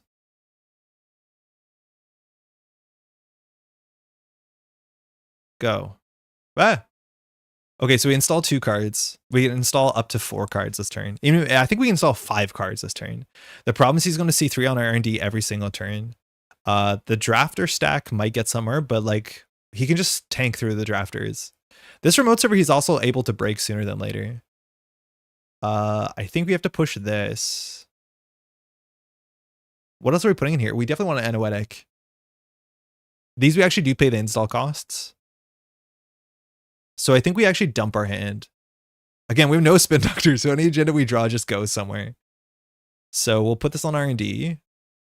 Then we'll play the red level clearance. I wish I had another card that we actually want to install. We'll gain the click, and then we'll gain 2. Then we get greasing to install the fly swatter, which seems not super useful. Eventually he'll start twinning HQ as well, which might be this turn, but he's locked a bunch and missed. But if he hits his vulnerability, we lose to single twinning.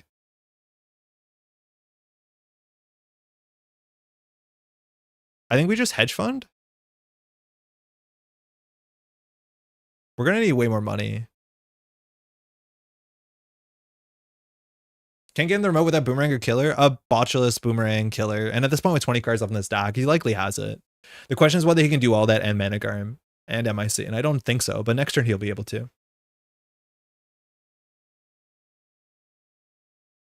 Oh, that's good.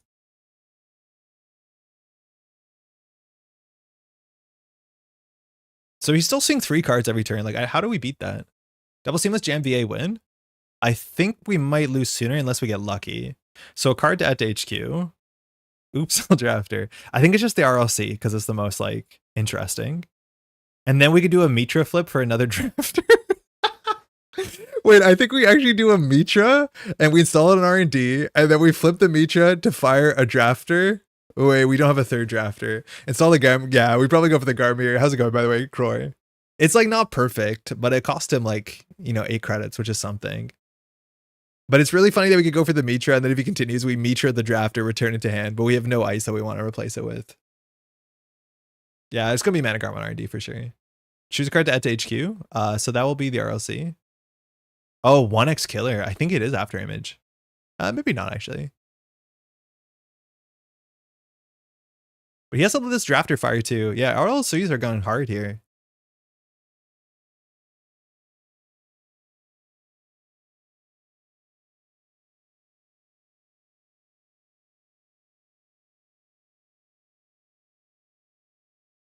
Where's Scapeman when you need it? I mean, he can afford to pay 7.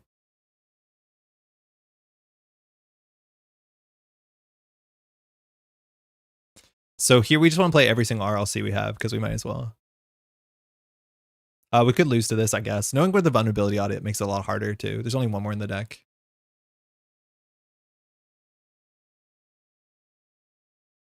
Yeah, I really do not like this Manta twinning gaming. As long as we survive, we survive. And I think because we're not going to break lock here, I think we do probably win if he can't deal with the remote server next turn. Okay. Okay, so we do Seamus, hit the ADT twice. Score the ADT, and then based off what the ADT does, then we respond to it. Because we have all the clicks in the world. So I think that's all we do. We just need 1 ADT back for the vulnerability, which shouldn't be hard. This also shows the top of the deck, so we know how safe R&D is. So the only way we lose is on the remote server. So we do ADT first. Trank, vulnerability audit, Hog, and architect deployment test. Oh, well, we lose. I think having a spin doctor might be good because when you see the top of the deck and we know that we lose to a twinning, because there's no way that we don't see 3 cards on R&D. I hate seeing this and not having a spin doctor. Again, we did have a drought. We would rather have agendas earlier, but there's no way to make it that running R&D does not see an agenda next turn. Your only line's install VA? Yeah, but he still sees 3 cards we lose. Because he sees Trank, Hog, and Architect. Oh, I guess we don't lose. Yeah, okay, so that is the only line. Seamless has to come back. So he probably sweeps HQ here. So I think we do RLC, Hedge.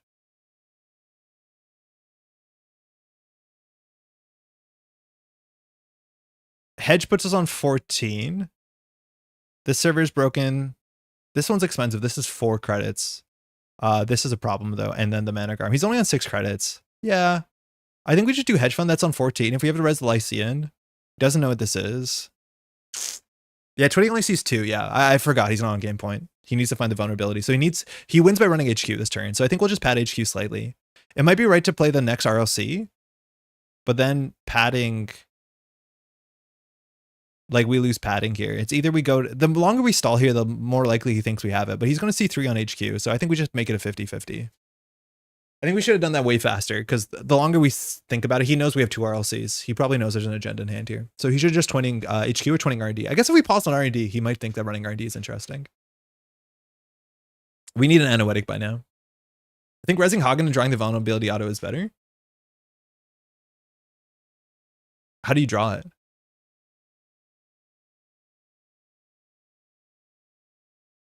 No, do it up. Yeah, do it up. No, I don't know how we draw it.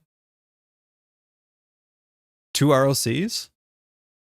Oh. Maybe.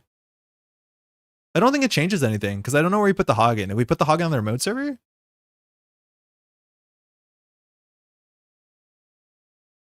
Like maybe? I don't think so. The more we draw, the easier it is for him to see 2 points on here. But I guess, yeah, so he would see if we do draw, gain a click. I don't know. Honestly, like maybe discarding cards is right because I don't think he checks archives this turn. Like it might have been fine to RLC to draw and then discard a card. Maybe he thinks this is a spin. I don't know if he knows we're not on spin, but also putting cards in archives on this turn is sometimes important. Yeah, I do think drawing that much though is inviting an HQ multi-access, which is why we had to like do that turn relatively quickly.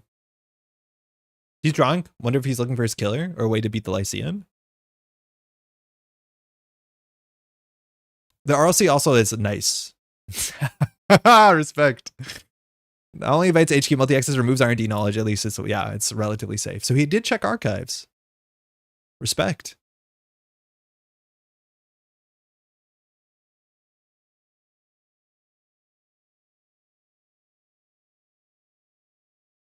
Again, if he just sweeps HQ, we have a 50% chance to win the game. I think taking it down to a 50% chance is like, not great.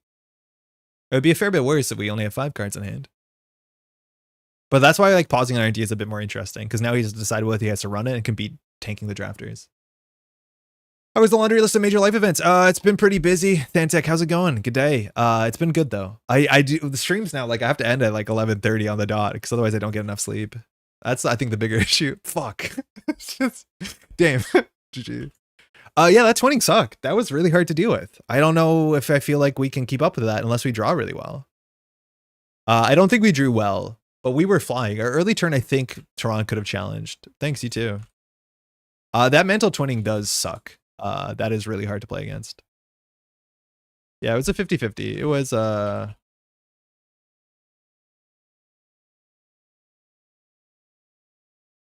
did this get to 3? Did he throw out something? Why is Rising Tide 3 strength? What am I missing? Oh, he boosted it. That's why, yeah. I don't want to say I told you so about running ScapeNet. I think he could have paid for the ScapeNet on most turns. But like, I don't know. If we see more of this, we'll do it. I wasn't expecting to play Mantle Twinning. It's a huge difference. Like, seeing twice as many cards in the same amount of time is really, really important. Thanks for the game. It was neat, but yeah, I just felt like we're standing there and like taking slap shots and then hoping one of them connects, which is not the sort of Netrunner I like. But yeah, we did not play against any HQ pressure. I do wonder if you're on Afterimage. Are you on Afterimage? Toron, we'll go over the stats if you're hearing me, and then after we play a game or two. I wonder what it would have been different if we went for the humanoid and rushed as opposed to knocking out the buzzsaw. Knocking out the buzzsaw was okay. But like, I do think that Hoshiko deck drew through most of the deck in 10 turns. So maybe knocking out a breaker is like only disastrous if the next one's in the bottom. Dow, okay. I'm assuming Hermes stuff. Hey, hey. Best of luck, have fun. I'm an Echelon hater. It's also for Econ and Afterimage. Okay, good. Yeah, you're on Afterimage. That's what I was hoping for. This hand, Hedge Fund Drafter is nice. Bronze are nice. A Brawn on R&D would have been good at some point. The issue is none of this ice can we jam the ADT behind, but like, maybe we just do it. Play ScapeNet and Tag Agendas in my PT deck just to deal with twinning. I could see it. I don't think I want to play Orbital because it's not a card I enjoy, but ScapeNet's like a fine thing you can play for sure. So we could just jam the ADT and hope that we top deck a Seamless. I mean, if this eats a, what's it called? I guess this loses so hard to Hermes, Devadatta. I shouldn't do this. Knocking out a breaker isn't great. 3x price, 3x Gachapon. I'm assuming you're on Ashen the way that you were pricing through your deck, but maybe you don't have to. Yeah, this is gonna be blowout central if this doesn't go our way. So I guess we can just greasing a drafter on R&D. It'll end up on the remote server, so maybe we just only do good ice. I'm gonna keep 11 credits, which is not enough to res both of them, but you don't have to tell anyone. I won't if you don't. Oops. On 12 credits, do we even bother resing here? Yeah, we probably can't be rushing like this against Hermes Dow. It's turn 2 and I think I want to concede.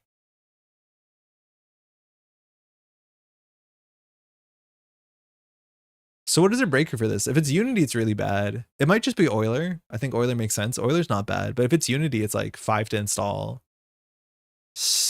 up to like 6, 7, 8, 9 to break. I think we still res it.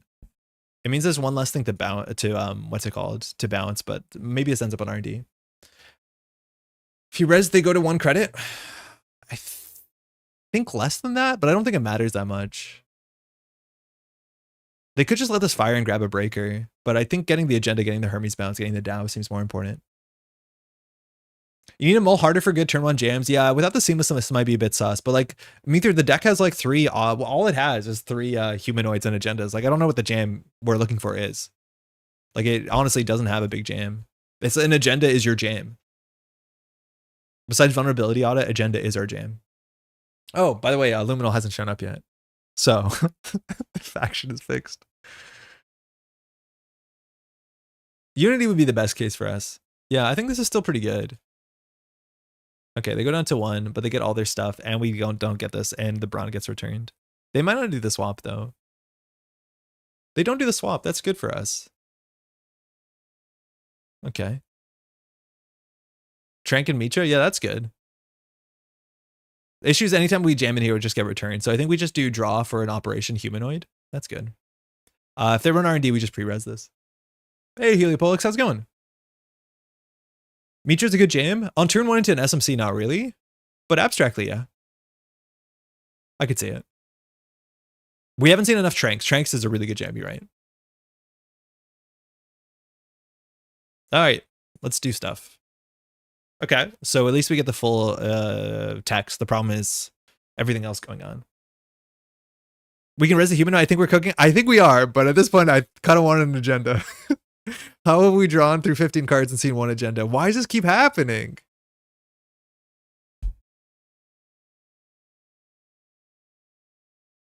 All right, we're only going to install Good Ice.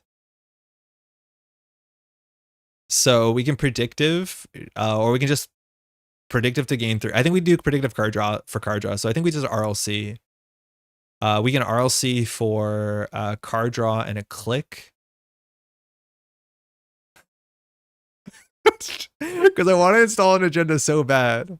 So I think we draw 2, sick besides the seamless.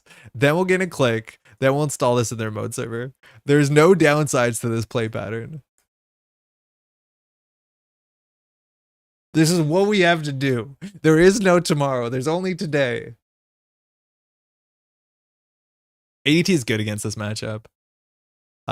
Top deck, seamless 1 time. No. Okay, I guess we could dig for seamless with this. I think we could. We could open with predictive, but I think if we get seamless, this is 3 and 27. So like 1 and 9. I guess we see 2 cards. Let's try it.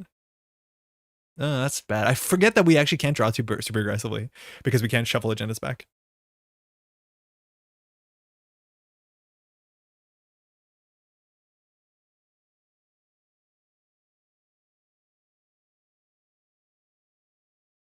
Well, they can run this. Question is, how many times can they run it?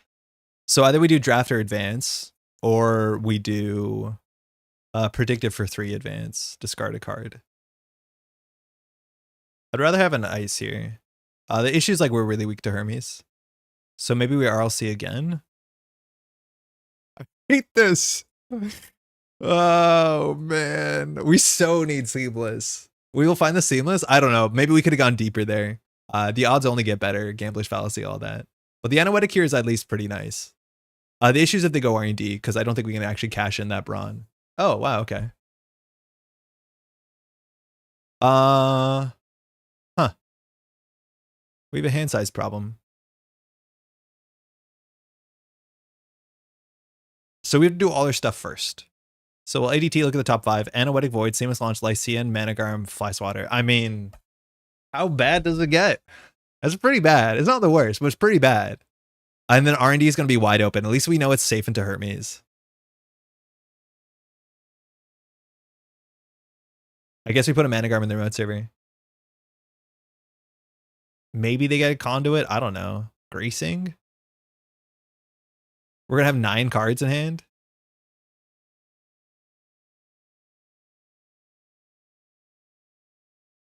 I do not like this.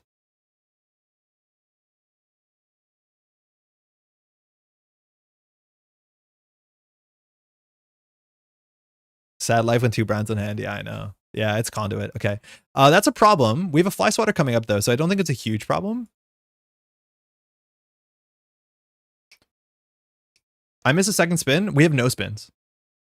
And it is hurting. I guess they just get their killer here.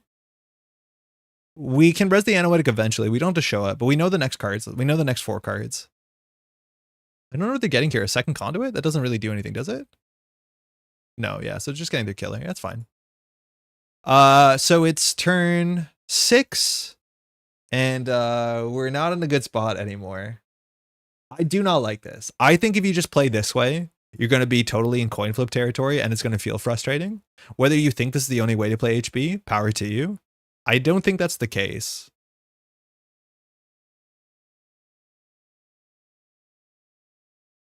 But yeah, this is super.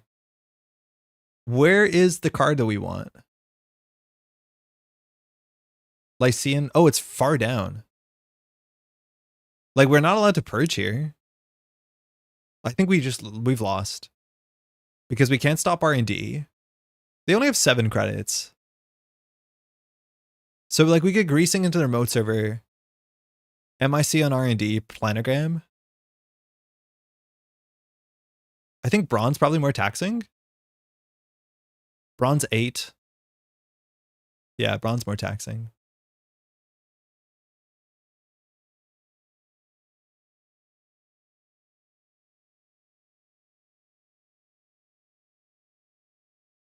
You coming to Cascadia this weekend? No shot. Seth, how's it going? Hopefully you have a good time out there.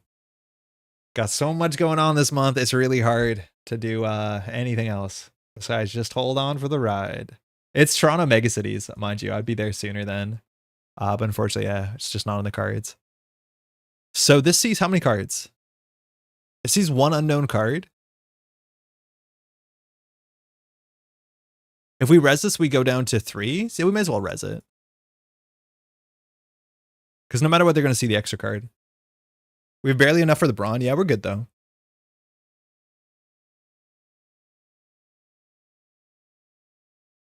It's better than getting bounced. So I think there's 1 unknown card here, the 4th card. Okay, so we survive. So that's good.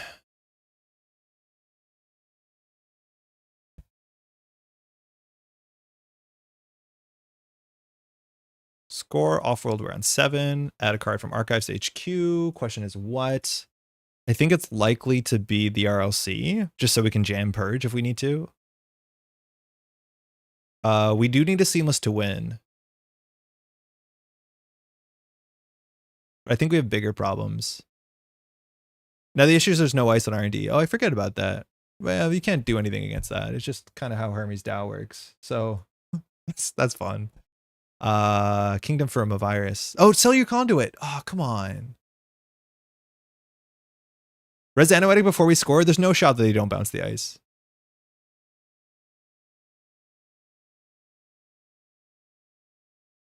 Now this doesn't buy us that much. Actually, no, it does. What am I talking about? It resets them. The question is, can they deal with the server? They can't, I don't think. I think we just do RLC. Clicking 2. We do install advance. And we just put this on R&D. I think that's a good game. I don't think they can beat this. They'd have to do pinhole, but I think this wins. You just win? I know, but I don't feel good about it. I don't feel good about it, but this does just win. Unless they like play a shred or something. I know that's fly swatter, yeah. Yeah. I saw it like 4 cards down. And was just hoping I wouldn't have to purge. If enough people are on conduit, I do think Mavirus makes sense in this list, and PD is really good at bringing Maviruses back. I can't believe I'm a mega whiffing on like 6 card X's. I saw 4 of them. So I knew how safe it was. But I had 2 agendas in hand. So it felt good. Oh, well, never mind. I don't have any more in here. So these are mostly cards they've known. Propeller. Good game. Yeah. AGG. I feel like we're just holding on to a wave and hoping we get there. Doesn't feel great.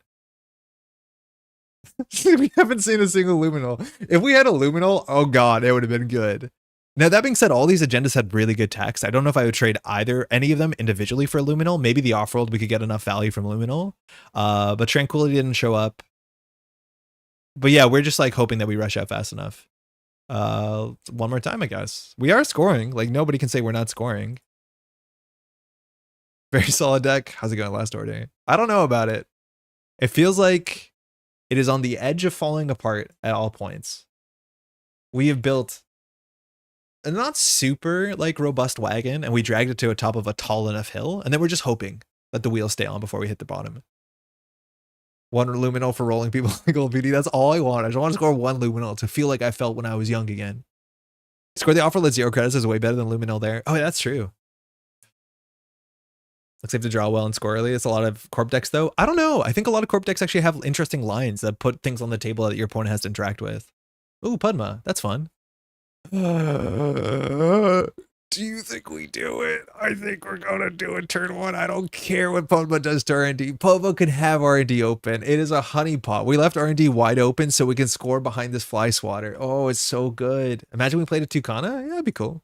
I mean, that's how PD works. I totally disagree. I think the way that classic PD decks have been working have actually involved like interesting, you know, board state. Like you'll ice up centrals before you push. You empty a regolith. Like it's way more interesting. R&D always holds. I don't even think it matters if it doesn't. How's it going, by the way, Monkey?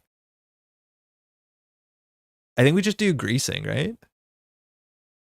Greasing, luminal, fly swatter, pulse. That puts us on 6 credits. It sends a message, you know? I could do the tranquility to look like a defensive, but I don't know what Padma's text is. We'll find out together. There's the luminal. Cacophony Gourmand is gonna eat you alive. I don't know, maybe. Yeah, it does seem a bit slow. But like, hey, we have no spin doctors. Like we play against ESA once, we're gonna collapse. Trank Grid first, it doesn't do anything. It might have been worth it. Like I think the other option is to do a tranquility. Just so it looks like a defensive, and then Luminal can fire the tranquility. Oh god, that is like really good into us.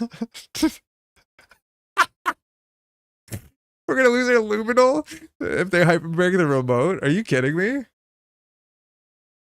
Oh, they didn't run it. Oh my god, they had exactly the tools to run the remote server on turn 1. Ah! Okay, we're good. We're alive. Our code gates are gonna fall apart. Do we hedge fund first? I think we hedge fund first here, right? No, because we can greasing. I think we do triple install, we go into 3, then we greasing. Yeah. We get to do the cool thing. So we add the greasing, we greasing the tranquility, then we hedge fund, and then we just click for credits like a winner. I guess we can RLC here to draw. Yeah, we might as well, because I'd rather jam. It's good that we broke lock. You can't? No, we could. We could. I think. Depends on what I said. Maybe one thing I said was wrong. Everything else lined up.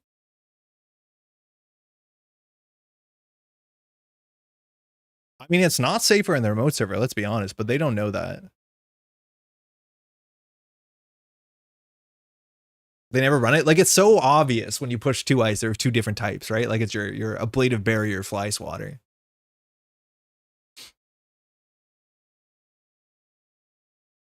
You think they'll draw with Stone Ship, or you think they'll charge their hyperbaric?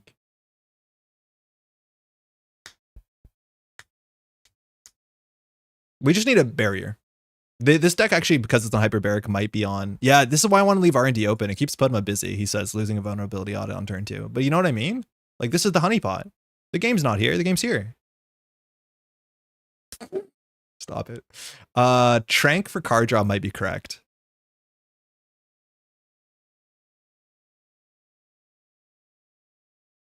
Yes. At the cost of advancing. Oh, but if we shoot down their hyperbaric, it is so rude. Okay, we probably should put this on a remote server, but don't worry about it. It's gonna be like Palongi. Yeah, it's gonna be Palongi. I think it's actually more likely to be chromatophores. I think it just goes harder. But I'm feeling okay with the remote server when they're in 4 credits. We top like a seamless launch for sure. No shot we don't. Oh wait, they're cool. They're only getting cooler. That's sick. Okay, I've never seen those cards. Oh, I've seen those cards in the same deck, but that's really, really cool. They're on 0 credits though, so I'm no longer scared of them. There's like nothing they can do really here besides install a fermenter, I guess. I won't call code gate on this thing. Okay.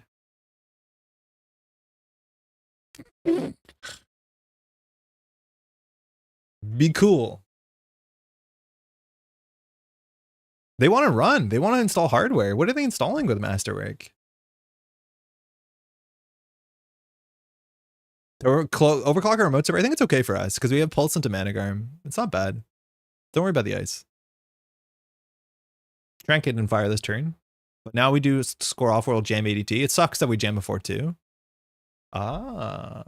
Masterwork Pudman tricky. Yeah, I wonder what we're missing. I don't know what the obvious inclusion here is. Like hand size? Like maybe you play the thing that gives you plus hand size. Advanced score. Off-world for sure. So like we actually might go for RLC because it's just more click compression. Like grabbing seamless back all the time is kind of cringe. It's not that important. Like I could see us doing RLC for card draw because we find the vulnerability, the game's over.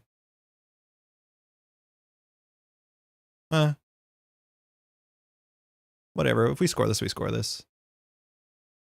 We could draw. Yeah, drawing might have been better there. We have enough money. It's a shame that we've only drawn code gates. I think we've drawn every single code gate in the list. No, there's one more MIC, but we've mostly drawn the code gates. Poison Vial, I guess. Whoa, they're stone shipped up to the gills. We're not flatlining them anytime soon. They're whatever they're doing. I don't know what they're going to do. Like in charge, get like 17 hand size. Maybe they're going to drop their cacophony. Seamless, 0 times. If we Mitra for seamless, it doesn't really matter. Mitra for barriers, like kind of, oh, Sentry would be good, but the drafters don't do that much. We'll draw. Okay. You can fire double Mitra. That's kind of funny.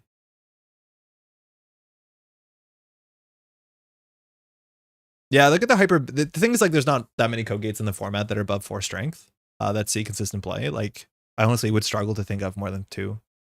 I think it's just like piranhas. So like Hyperbaric getting to 4 is probably enough. But yeah, they can just like mass charge anything. I wonder what they're playing that they want to charge up. Maybe Devadatas forever. But this is game point. Like in theory, this could be a 5-3, but they're not running. Okay. Hopefully this gets an agenda. If not, we'll score 1 from hand. We'll do ADT first. Seamless vulnerability audit, off-world vulnerability audit. Oh boy, wait, we're gonna lose. We have no shuffle effect. They're just gonna install on the table like a Devadata Pretty Mary where they steal like 17 points. Runner's so broke. I know, but like they can always come back. I just hate to see this without Spin Doctor. Oh god. Server 1 will gain 2 here. Add a card. Yeah, okay. I think we'll just greasing the Brawn. An Anoetic would have been nice. Nana, stop rubbing your face on everything. No fear. I mean, this turn either it goes fine or it doesn't go well at all. Oh, we didn't even advance this. Wait, do we have a seamless on top? Oh, yeah, we do. Yeah, I knew that the whole time. Jam fun? Yeah, for sure. We'll just get off the top of R&D. That means they need to see 3 cards to steal 5 points. Okay, they're stone shipping now.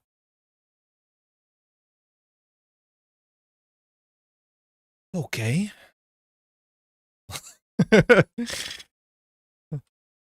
I'm waiting for the cool Masterwork plan. I don't know. Maybe. I'm not sure.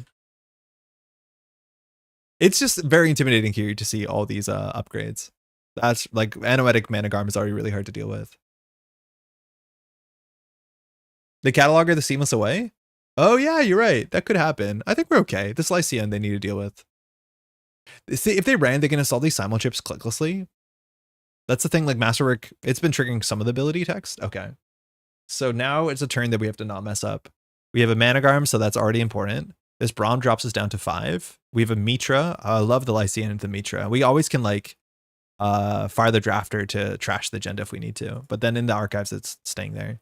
So if they want to break a Sentry, it's really expensive. If they want to break a Brawn, it's still 5 credits. That puts them on 4, so they can't beat the Managarm unless they like simulship for Coalescences, which they can't do credit positively. Yeah, this is fine. There's Fire Anoetic. We don't have an Anoetic in there. We don't have an Anoetic in the bin. It's Managarm Mitra fun. We don't have Anoetic. If we did, we would. But we don't. So we just have to work a bit. The thing is, like, it's hard to tell. They could simulchip for, like, I don't know, Peach of Shower. I just want to make sure we're not throwing the game. PD delivery, 7 points in 10 minutes or your money back. No Mitra pop? No, we'll probably do it right here. Like, we can Mitra for a drafter. The drafter can install the other Mitra. That seems fine. Or we can just res the Managarm. But actually, like, simulchip into SMC into Coalescence, that's pay 4 for 4. No. So is there any way to get credits during the run? Mitra for MIC and crack it? Yeah, that's probably the safer line. But we could Mitra for drafter and then drafter the Mitra. We could just MIC and pop. Do we have enough money? We go up to 8, we go to 6, we go to 2. We know we're out of money then, thinking. Because we go down to 2 credits. Resing Braum was the misplay? Yeah, Resing Braum was wrong. We could have just done the Mitra pop. But I think we're just going to do nonsense here.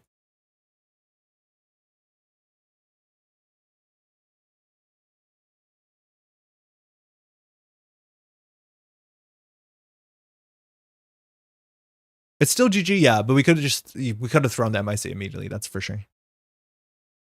So I don't think they can break this. I guess they could grab a Palangi, but the more money they spend, the more simulchips, the better it is for us, because then the Managram just ends the run. We just need 3 credits. Credit positive drafter. If this drafter fires, it is credit positive by 2 credits, which is really funny. And let alone like the ROCs. ROCs are really good. They're just really nice. We can play them in most turns. They're just like real nice smoothing cards. They just steal clicks of efficiency. Fire drafter. Let's go. Add a card to HU. Yeah. Every card is drafter.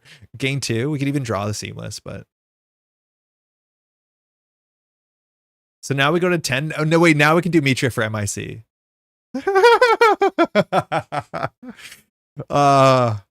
They could blank it if they simulchip for like a hush, but if they do that, I think we're like still really excited for them. Because now this brings us to 10 down to 4. Yeah, we can do this. This is so funny.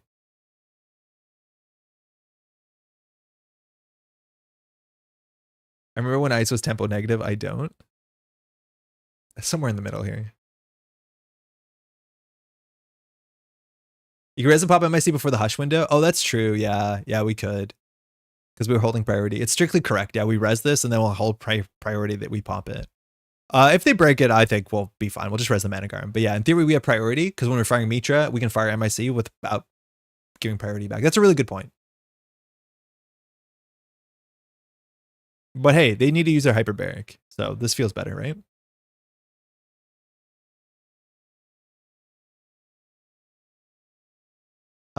Yeah, they lose a click. If we res the Managarm, we can't, so we'll just end the run. Brutal Tower, yeah, it's pretty good. We resed a bunch of that stuff from hand, saving credits, which is kind of cool. A good game. Scored a 9, nice. Thanks for the game. Yeah, they had a cool list for sure. That was only 8 turns, 12 minutes. I wonder what they're doing with the masterwork. I'm assuming that they have like something cool here. They could have drawn more for Stone Chip. I think if they have an overclock, it actually makes it a bit challenging, and then we have to go for that MIC line. But yeah, Hyperbaric is like definitely a fun, interesting piece. It's not particularly good in the competitive standard meta, is my guess.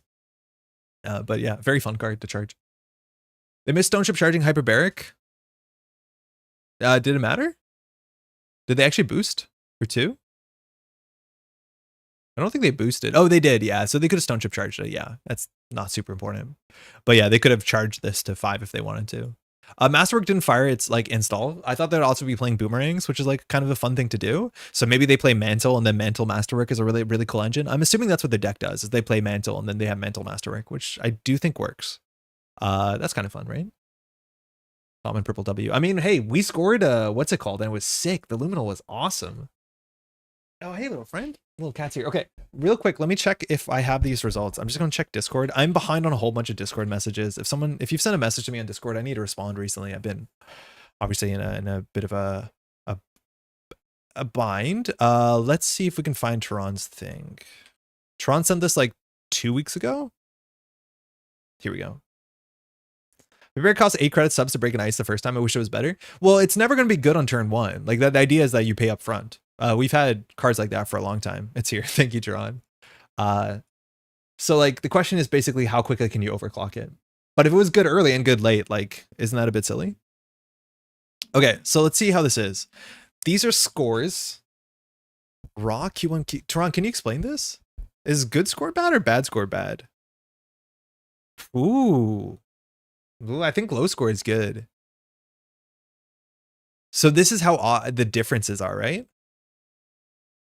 Okay, so my guess is, so earlier, right about the week elevation came out, Toron put out this forum. And so people in this forum, they could basically say between 1 to 5 stars how good they thought each card was in a very reductive, competitive minded way in the standard format. And I think the players here at the top, they have the least deviation between their predictions and what these cards turned out to be. Now, how do you know how many stars these cards are? I think it's up to Toron to decide, and that will probably change over time. But that means out of the players, Sea Beast and Jia did fantastic. Very well, and of course other names underneath that you might recognize, and then all the way down to the playtesters that have a separate experience pool. You have Tuno and Usynchron. Shout out for Usynchron, mind you.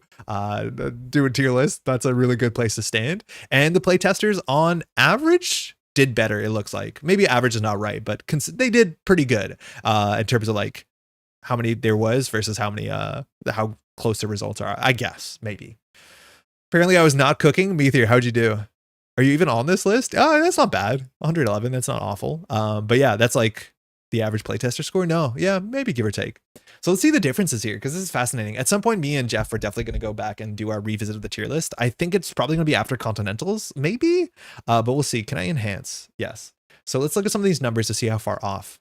Freestyle score, star review process, answers by score. Okay, so final rating 2, average 1.3. So the higher the number is, the more off the average was. So what this looks like, people were over and under rating pretty high. Smaller number means closest. So for instance, Transfer of Wealth is a 5-star card. Clean Getaway is a 5-star card, it turns out. And people were around 0.54. So it looks like most people voted either 4 or 5. So the bigger the number, the wilder the prediction is. So like Barry Baz Wong looks to be a 1-star card. And a lot of people were pretty hopeful about it and put Barry somewhere around a 3 to 4, which is unfortunate. And I don't think that's going to change anytime soon without new cards. So any of the higher numbers are pretty notable. So Fran Sophia Ward, also very funny to see green, because everyone said like this is kind of junk in standard, and it turns out people were pretty accurate about that. So let's see what the outliers are. I think that's really interesting, let alone to see where the stars are.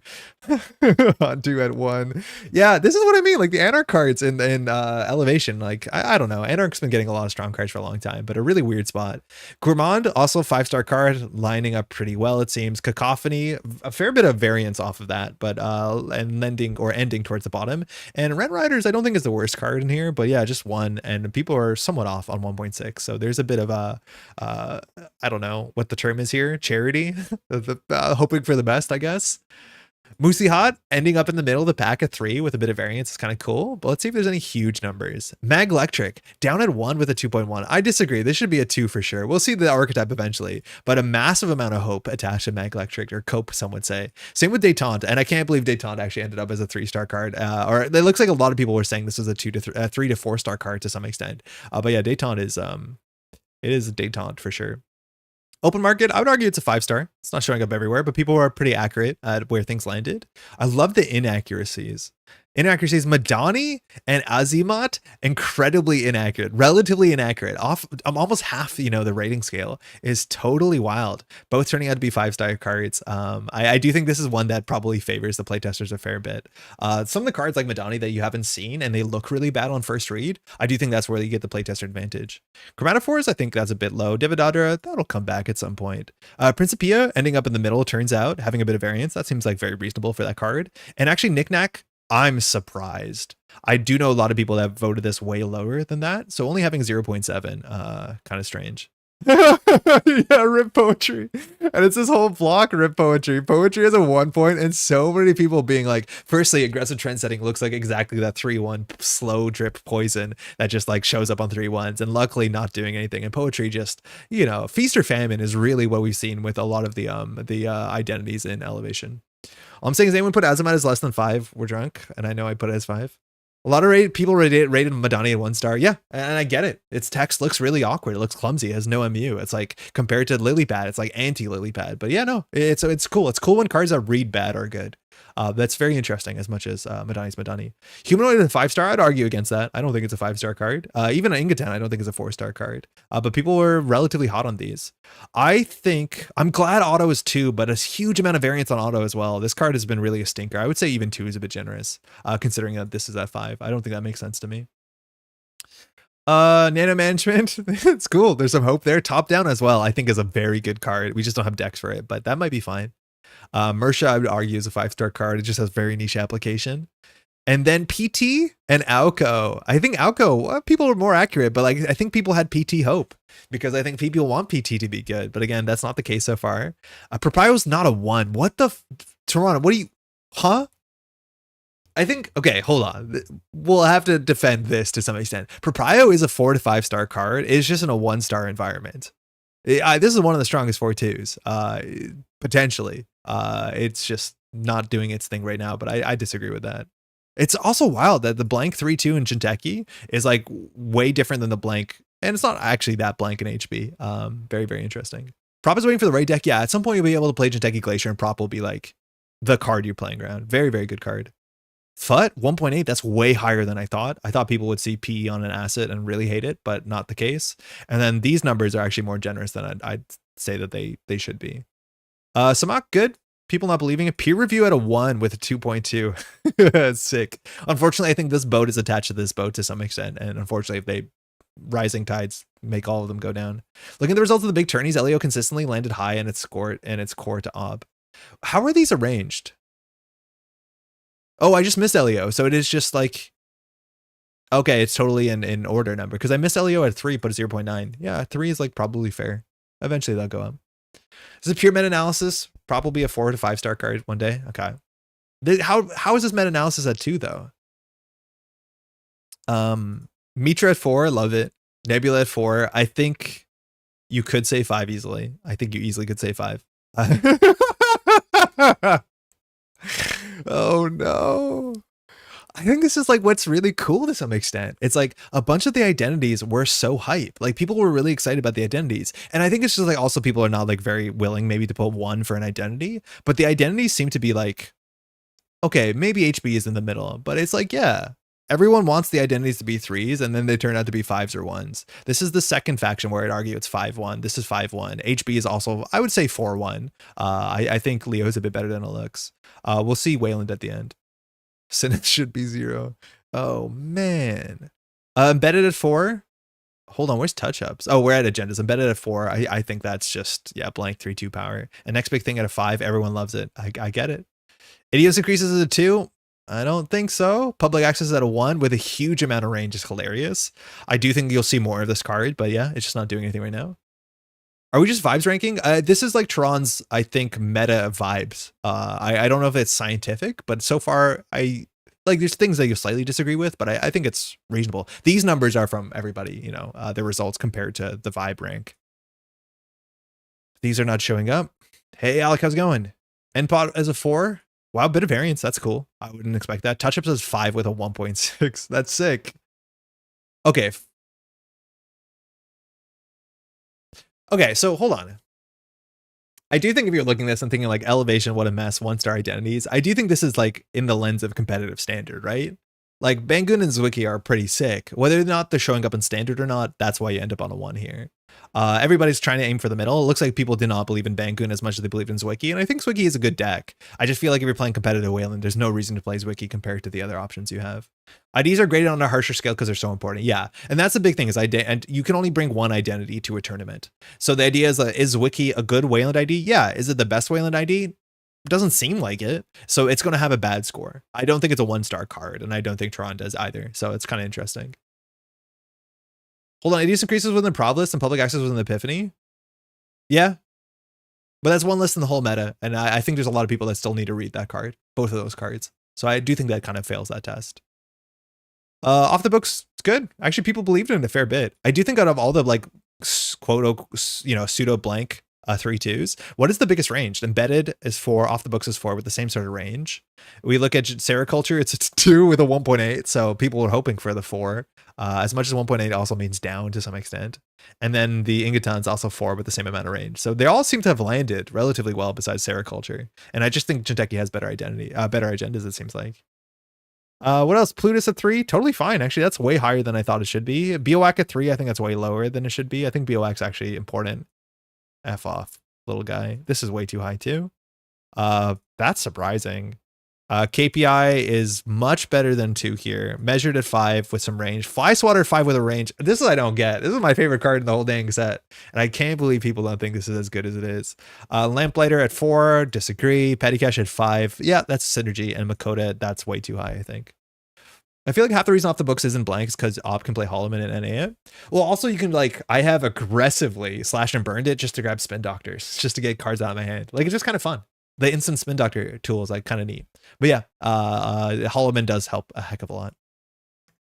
So these are final ratings sorted by rating. Okay, so these are all the 1s, the 2s, the 3s, the 4s, the 5s. And so it does look like the set is somewhat evenly distributed. There's a lot of 1s, but again, a lot of these are identities and those are, you know, like slot restricted, so that will just happen. It's hard for it not to happen. And then these cards you see a heck of a lot.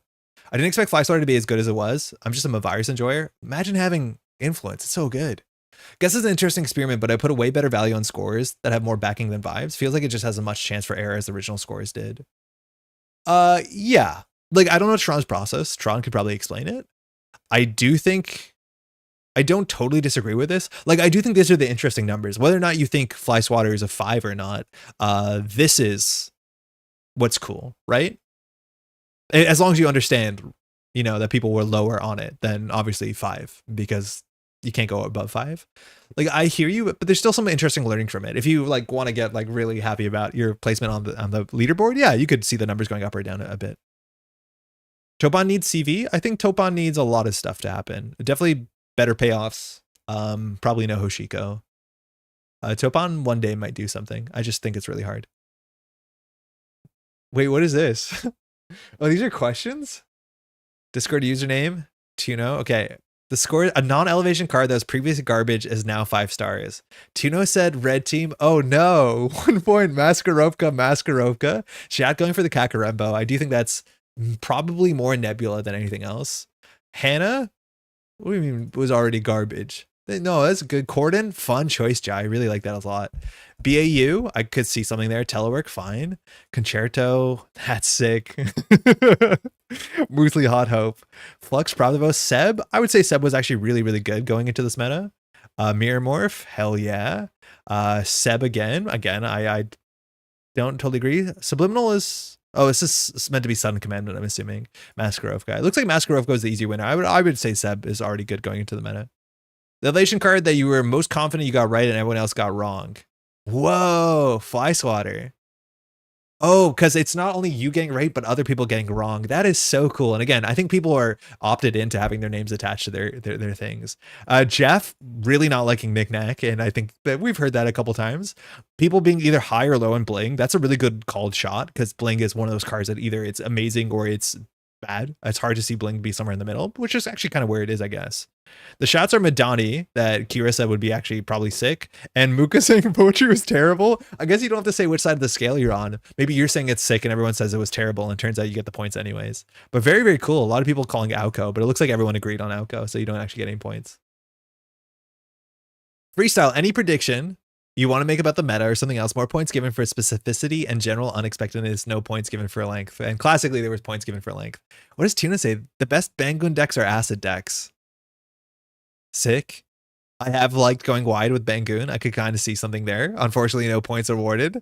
Oh, hold on. What does Jeff write? Shaper is going to make up less than 20% of the meta. That is correct. And Krim is going to pass Anarch and be around 45 to 50% of the meta. I think the numbers were slightly elevated there, but that's not awful. Deep Dive will be mentioned as on the watch list in the next update. I mean, that's like pretty good. I don't know how you get 0 points on that, but like, this is correct. This is only slightly too high, and like, he could have gone harder on this, but that's actually probably worth something. Jai Lamau. Boomy is Garbaggio, but people still play it, so there's no winning here. Yeah, I guess that's hard. Nebula Bin. Oh man, Jot one day. Glacier becomes weaker as the meta favors acid decks, and a lot of old cards that would end runs, border control, take away clicks, MCA are not allowed to runs to be declared successful, rotate out. This leads to deep dive becoming very prominent metaphors, with corporations not really having that many good ways to deal with it, but it gets too out of hand. It could result in a deep dive ban. That is accurate. That got 3 points. I think that was kind of expected going into the meta. So, but I do think that was actually how it turned out. So putting that on paper, I think is totally correct. But yeah, I do think there's a lot of deep dive doomerism going into the rotation, and yeah, it got banned out. So at least there's some truth there. Shaper wasn't under 20 at big tourneys. Yeah, it was. For sure it was. No, of course it was. I think at every tournament I've seen, Shaper has been sub quarter. No bans whatsoever. Phoenix will be the most played Anarch, but the only one who can win with it is not again. That's sick, Jai. The good old Nebula ban. The best decks are going to be Prisoner, Supermodernism style Bangun. Yeah, that didn't exactly land. Unban of currently banned card in the next SBT before the next rotation. Yes, vague and expected. Yeah, vague enough. That works. Hoshiko dodges another ban and forces an NR card to take the hit. My guess is Devil Charm and Crew Charm. Hoshiko rolls over all new corps. We've actually seen very little Devil Charm in the meta. I do think there's a chance you'll see it come back, considering we lost Banhar, which kind of took that slot. But Hoshiko dodging another ban is definitely worth some points. It feels like she should have gone by now. Take grinder with a steel chair.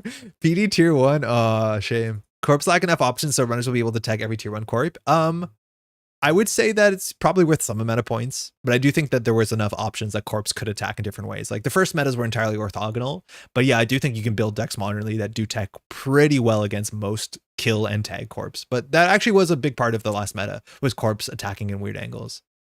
Next ban list will include Deep Dive Tables to Sable dominating the meta. Funny enough, half true. Sable is not mentioned really that much when it comes to Deep Dive ban. I guess there's some truth in it, but Deep Dive Sable just fell off because like Reg Sable seemed to be more consistent. But yeah, there definitely is points in that. Creative Commission unban. Assets will be way more impressive than anyone predicts. We'll see a working prototype ban. Yeah, that didn't pop off. I'm glad this didn't get unbanned, but not so much for power level, but more so because the low credit bounce back cards are not super fun, if you ask me. Corps will dominate early until runners make concessions to adapt. Yeah, that's true of most metas, but that's not wrong.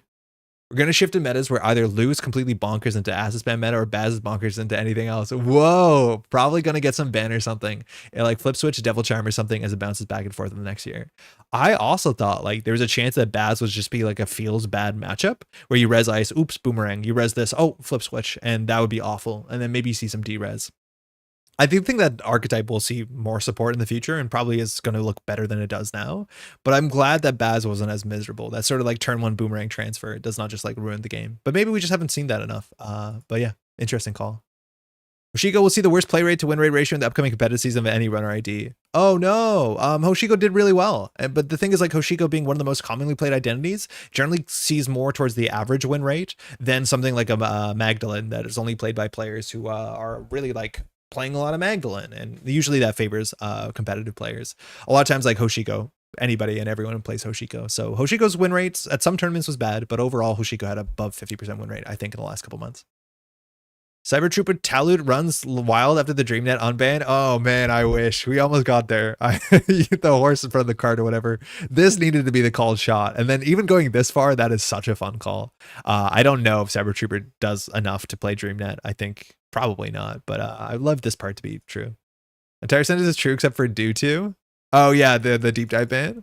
Anarch is going to be the faction to beat. Crew Charm crimes will be committed. Thule is going to be sleeper tier 1, 1.5 with 0% play rate. I don't know if we've proven that. I do think Thule was just really bad into specifically into Sable. That was never good.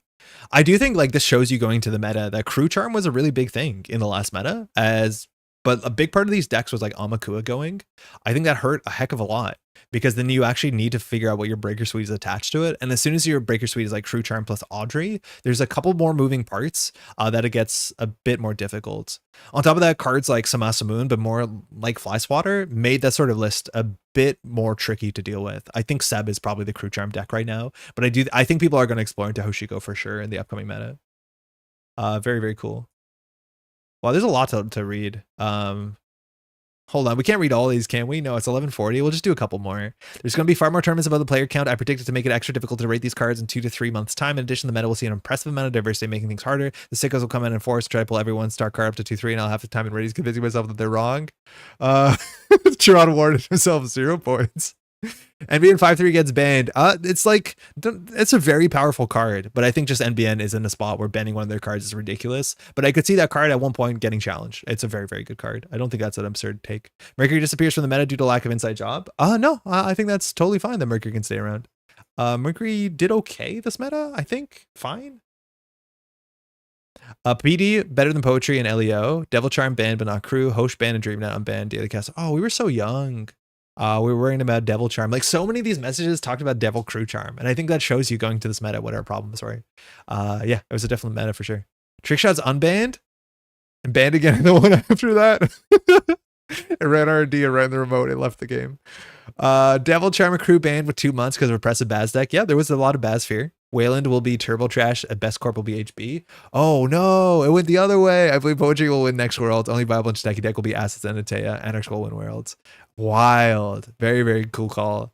What is this? Who wrote an essay? Disc? Criminal Anarch Shaper? Jinteki HB Wayland NBN? I mean, not exactly, but it feels like with only 4 moving pieces, you can get there. My Demolisher call? Oh no, Seb will be winning. I mean, that's not wrong.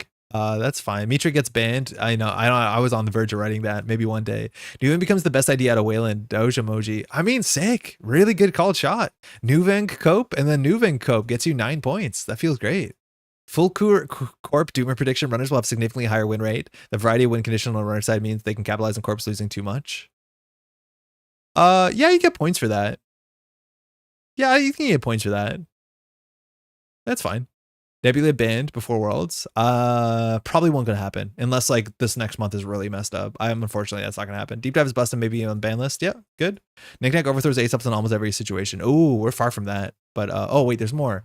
Warm Reception prototype is going to be busted. Yeah, there was fear about assets for sure. HB assets. Those were good at the early last meta, so why not now? Especially because we lost a bunch of asset tools. Asset meta, ban aggressive trend setting. You saw a lot of people over-evaluated trend setting and Poetry. Demolisher will be a Mega City champion. It's not over yet. You still have I think 1 Mega City this weekend, so hold on there. We can maybe get there. As spam becomes big, Shaper Econ doesn't change at all except exchanging aces for Knick-Knack. That is actually true. It did not change that much. Asset spam was bigger in the early game, in the early meta. One elevation NBN IDs gets at least considered for a ban. I think that actually should be worth more than 1 point. Even without Claude, FA decks will be rare. Unfortunately, Nebula showed up. But yeah, the new instant retrieval cards like off the books aren't as strong as Project Atlas to grab last agendas. That's technically true. Still a good card. Or FA tool. And cards like Audacity are gone. Bad Pub FA with regular capture is pretty much dead without the book. Yeah, but we saw all the cards, so I think that's going to happen no matter what. There's no way that you play Reg Cap in the meta. I don't think. Illumination banned in less than 2 months from now. That's so cool. I'm like in for that. That's like a really cool call. The cards are absurd. It's just like a lot of things. Plutus banned, Nebula banned, DAO gets popular. I think DAO is, I want to say popular. Tonight it was. Pretend I wrote fan fiction about Baz or Topo. Despite all the assets I have support. So I have to keep moving my camera. A Crimin Shaper will keep it in check, forcing the meta to back the Glacier at least until Trickshot gets unbanned. I think that's like half correct. I'm a playtester, so here's my opinion as a playtester looking at what might happen. We got Nebula talent management wrong. The card is a 6 out of 5, and within the year, either the ID or one or more supporting cards are going to eat a ban because of it. Good luck, runners. Yeah, I think there's some fair truth to it. I think it got no points, but I do think I kind of agree with this as much as maybe I would use different words. But yeah, I agree that. Thanks for the fun quiz. That's definitely worth a point. Good prediction. I can see an accidental. Bring it back now for Claude or account some kind of degenerate fast events meta. Oshika will get banned. Lou will get nerfed. Very cool. Slotting Demolisher into Lou for this weekend just to make the prediction true. It's just that easy. Step 1, add it. Step 2, win the Mega City. Got 1 point. Good point. This is really cool, Sean. A lot of work goes into this. So star review process. Initial vibe star, then you see tournament stats by decklist with this card, final rating. So there is a system to it if you want to look into it. I'll link this in the description if you want. These are all the people that participated. You can see the scores and stuff, which is sick if you want to compare it. A lot of effort goes into this. I think this is really cool. And it's not so much like caring about, I was right, haha, you were wrong, stuff like that. It's more so like understanding what people think of card games. Because it's always the case. Like, it doesn't matter how good someone is at a game. Like, they will get not perfect of evaluating what the meta is going to go, or, you know, what cards work out and what don't. And it's a really fun process to see like what you've missed and then use that as a building block. If everyone could tell what's good and what's bad, playtesting would be so easy. And it's obviously not the case. And then a lot of it is like knock-on effects where it's like second or third order response to something that happened, you know, a month ago. It's really, really cool. I should do this and get a good golf score doing it. Nebula got 1 point. Yeah. Every green is on the money. 4 is off by 1 or 5, or 5 to 1 on that sheet. Oh, on the answered by score page. We all thought Alco was solid. We didn't know it'd be the death of us. Yeah, it's not so much. It's like, that's interesting. It's like, it's the death of us, but it's also the death of us because on top of a bunch of other things, like nothing else felt good. It was really good into the stuff that was good into everything else. So it's very, very fascinating. I do think Alco is overperforming from playtest is my guess.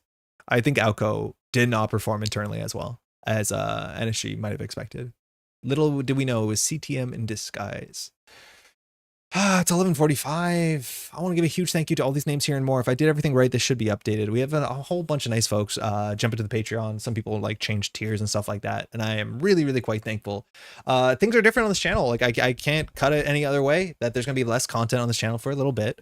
Obviously full-time work stuff, but also like moving the house. So eventually we're gonna set up in the new house. I have to rebuild the studio. It's just gonna take some time. So appreciate the patience there because this channel's gonna slow down a wee bit. Otherwise, we have Continentals coming up. Please grab your ticket for that if you haven't. And if you have any questions, hit me up. But again, if you want to support the channel, you can find a link to the Patreon in the description.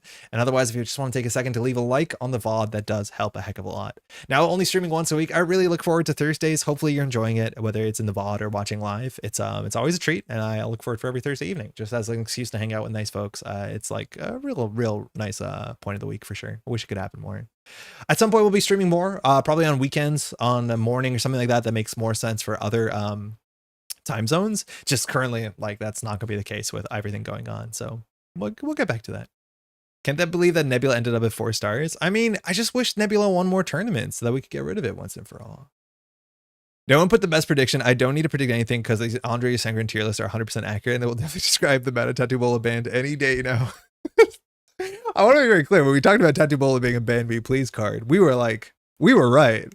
Like, it's not that the card's going to get banned, but it was like such an important and busted card. If Jinteki was a bit better, maybe we'll get something there. But Jeff and I should revisit our tier list. I think we did pretty good.